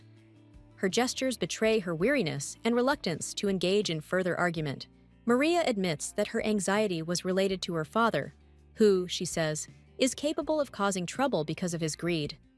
Her face expresses anxiety and uncertainty, as if she feared the worst outcome of the situation. Maria is suddenly surprised by Zakar's reaction. Her face changes, and the expression in her eyes becomes wary. The situation takes an unexpected turn, as if she did not expect it. Zakar says with mild surprise that he did not think that Maria was so critical of her father. Malio stands nearby, listening attentively to the conversation. Maria waves her hand and giggles, as if embarrassed by her confession. Getting up from the table, Maria assures that this is the end of her conversation. She looks determined, although there is some nervousness in her movements. Zakar remains calm, silently observing her actions. Maria is in a good mood, discussing business and thanking her brother for his support in solving important issues. She is proud of his actions and believes that decency is rare in their family. However, the letter evokes mixed emotions in her. Reading the letter, Maria is amazed at how quickly Daniel solved a problem that their father would hardly have found time for. She is glad that their family has a person capable of prompt action. Maria's thoughts are filled with admiration for her brother. While thinking about her brother, Maria notices Alfred running away from the window. She freezes in confusion and wonders what could have happened. She is worried about where the boy is heading at such a strange time. Maria notices Alfred walking towards the forest. She becomes worried and looks at the dark sky, which promises a thunderstorm. The weather worsens, and her anxiety increases as the storm approaches faster and faster. Suddenly, the door bursts open and an agitated maid runs into the room. She is breathing heavily and reports that Alfred is nowhere to be found. Maria tries to remain calm, but the agitation is evident in her voice and facial expression. Zakar appears in the hall and notices with alarm that the storm is getting worse. He asks Maria questions about what happened. She reports that she saw Alfred heading into the forest, which causes even more concern for everyone present. Zakar, frowning, ponders what could have made the boy go into the forest in such weather. Maria adds that she feels that this is not just a coincidence, and her intuition tells her that there is something more behind it. Melio runs up to them, reporting an urgent incident. His face expresses alarm, and his quick steps and ragged breathing indicate that the situation is becoming increasingly critical. Zakar and Maria prepare to act immediately. Maria resolutely takes control of the situation. She throws on her cloak and insists that they must find Alfred immediately. Zakar understands that there is no time to waste, and together with Maria, he heads for the exit. Despite the raging elements, the storm is getting worse, and the atmosphere is getting tense. Zakar, Maria, and Melio, full of determination, go into the forest to look for Alfred. Their anxiety increases with every step, and the raging wind only adds to the drama of what is happening. Melio, worried and tired, reports that he has searched the entire mansion, but could not find the person he was looking for. His voice sounds anxious, and there is tension in the air, as if time is running out. Maria reacts to the news with visible excitement. Her eyes are full of anxiety, and she seems to be making an important decision. She quickly comes to the conclusion that she should look not in the mansion, but outside of it, in the forest. Suddenly deciding to act, Maria rushes to the exit, certain that the answers are hidden in the forest. She hurries, preparing to leave the mansion despite the bad weather and potential danger. Zakar stops Maria, warning that it is too dangerous to go alone. He offers his help, deciding to accompany her into the forest. Maria seems stubborn, but does not reject his support. Melio, watching them, insists that they should not take risks together. He suggests that they go searching with the servants, believing it to be a safer option than going into the darkness alone. Zakar, with a determined look, declares that the responsibility for the search lies with him. He gives his name, reminding that as Alfred's father, he cannot leave the situation to chance. His words sound firm. Melio looks at Zakar with tension, but eventually gives in.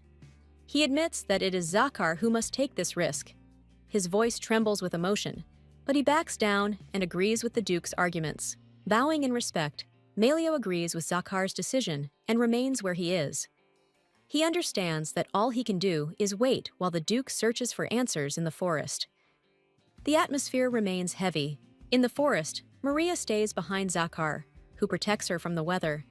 He encourages her to stay close to avoid danger. Maria expresses gratitude, but her voice remains anxious. Maria suddenly notices something ahead and points to the darkness between the trees. She calls out to Zakar, pointing to the exact spot. Her words are interrupted by the wind, but there is hope in their voices that the search will finally be successful. Alfred sits on the grass in the pouring rain, clutching a small kitten in his arms. Zakar and Maria notice him from afar and anxiously head towards him. The boy's face is sad and downward, reflecting deep anxiety. As Zakar and Maria come closer, Alfred raises his head and calls out to them.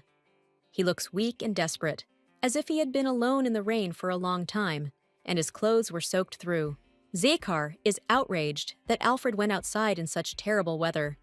He looks sternly at the boy and demands an explanation. Maria looks with concern, trying to understand what happened. Alfred says with a trembling voice that he wanted to protect the kitten, who was all alone during the storm. There are tears in the boy's eyes, and his words sound so sincere that it is difficult not to be touched. However, Zakhar remains adamant. He orders Alfred to leave the kitten here and return home. His voice sounds harsh, and he does not want to listen to objections. Alfred looks scared and confused. Unwilling to submit, Alfred exclaims that he will not leave the kitten under any circumstances. He hugs the animal to his chest, protecting it from the rain. Maria watches the argument, her face both anxious and gentle. Tears stream down Alfred's face as he insists that if the kitten is left here, it will die. His voice is full of despair, and his eyes beg for mercy for the little creature. Maria, seeing Alfred's devotion, approaches him and places a reassuring hand on his head. She gently tells him that everything will be fine and promises that they will take the kitten home with them. Alfred lifts his tear-stained face and, sobbing, asks if the kitten will really come with them. His eyes shine with a faint hope, but he is still unsure of the answer. Maria smiles and warmly confirms that they will take the kitten. Her soft smile calms Alfred, and the bright atmosphere drives away the darkness that reigned in his heart. Maria and Alfred get caught in the rain. Maria, noticing their difficult situation, emphasizes that the most important thing now is to return home as soon as possible. Zakhar monitors their condition, realizing that Alfred and Maria need help. Despite his fatigue, Zakhar agrees to take the kitten with him. He understands that the situation requires a quick solution and supports Maria in her efforts to help Alfred and the animal. His determination is evident in his actions, despite the inconvenience. Returning home, Maria immediately orders a hot bath for Alfred. She understands that the boy needs to warm up after being out in the rain for so long, and she shows concern and seriousness in her words. Maria, smiling, assures Alfred that she will take care of the kitten. Alfred, not hiding his concern, hopes that Maria will keep her promise and look after the animal. In response, Maria expresses firm confidence, instilling calm in the boy. Smiling at Maria, Alfred feels gratitude and admiration. To him, she looks like a guardian angel, able to protect him and the little kitten. Maria, bathing the kitten, shows tenderness and care, which delights Alfred. Zakhar suddenly interrupts the idyll, turning to Maria. His discontent grows when he sees Maria taking care of a kitten. He is convinced that stray animals carry diseases and pose a danger to the family. Zakhar demands to get rid of the kitten, claiming that he is the head of the family and will not tolerate such an animal in the house. His sternness and determination are evident in his voice, emphasizing his confidence in his words. Maria resolutely refuses to obey, reminding him that she has already promised Alfred to take care of the kitten. Her words sound firm, and she does not intend to break this promise, despite pressure from Zakhar. Zakhar is angry at Maria's stubbornness, claiming that his word should be law. He insists that the kitten cannot remain in the house, as it threatens the health of all its inhabitants. His emotions are running high. Maria remains unyielding, looking Zakhar firmly in the eyes. Her determination to protect Alfred and the kitten is unwavering. She is ready to go to conflict for the sake of a promise that is more important to her than all the Duke's arguments. Maria anxiously shouts at Zakhar, demanding that he stop interfering. She painfully reminds him that Alfred risked his life because of the cat. Her words are full of determination, and her facial expression betrays anger and despair. Realizing the seriousness of the situation, Maria declares that she will take responsibility for the cat's life. She is confident in her decision and will not allow anyone to harm the little creature, despite all the risks. Zakhar looks at Maria wearily, acknowledging her stubbornness.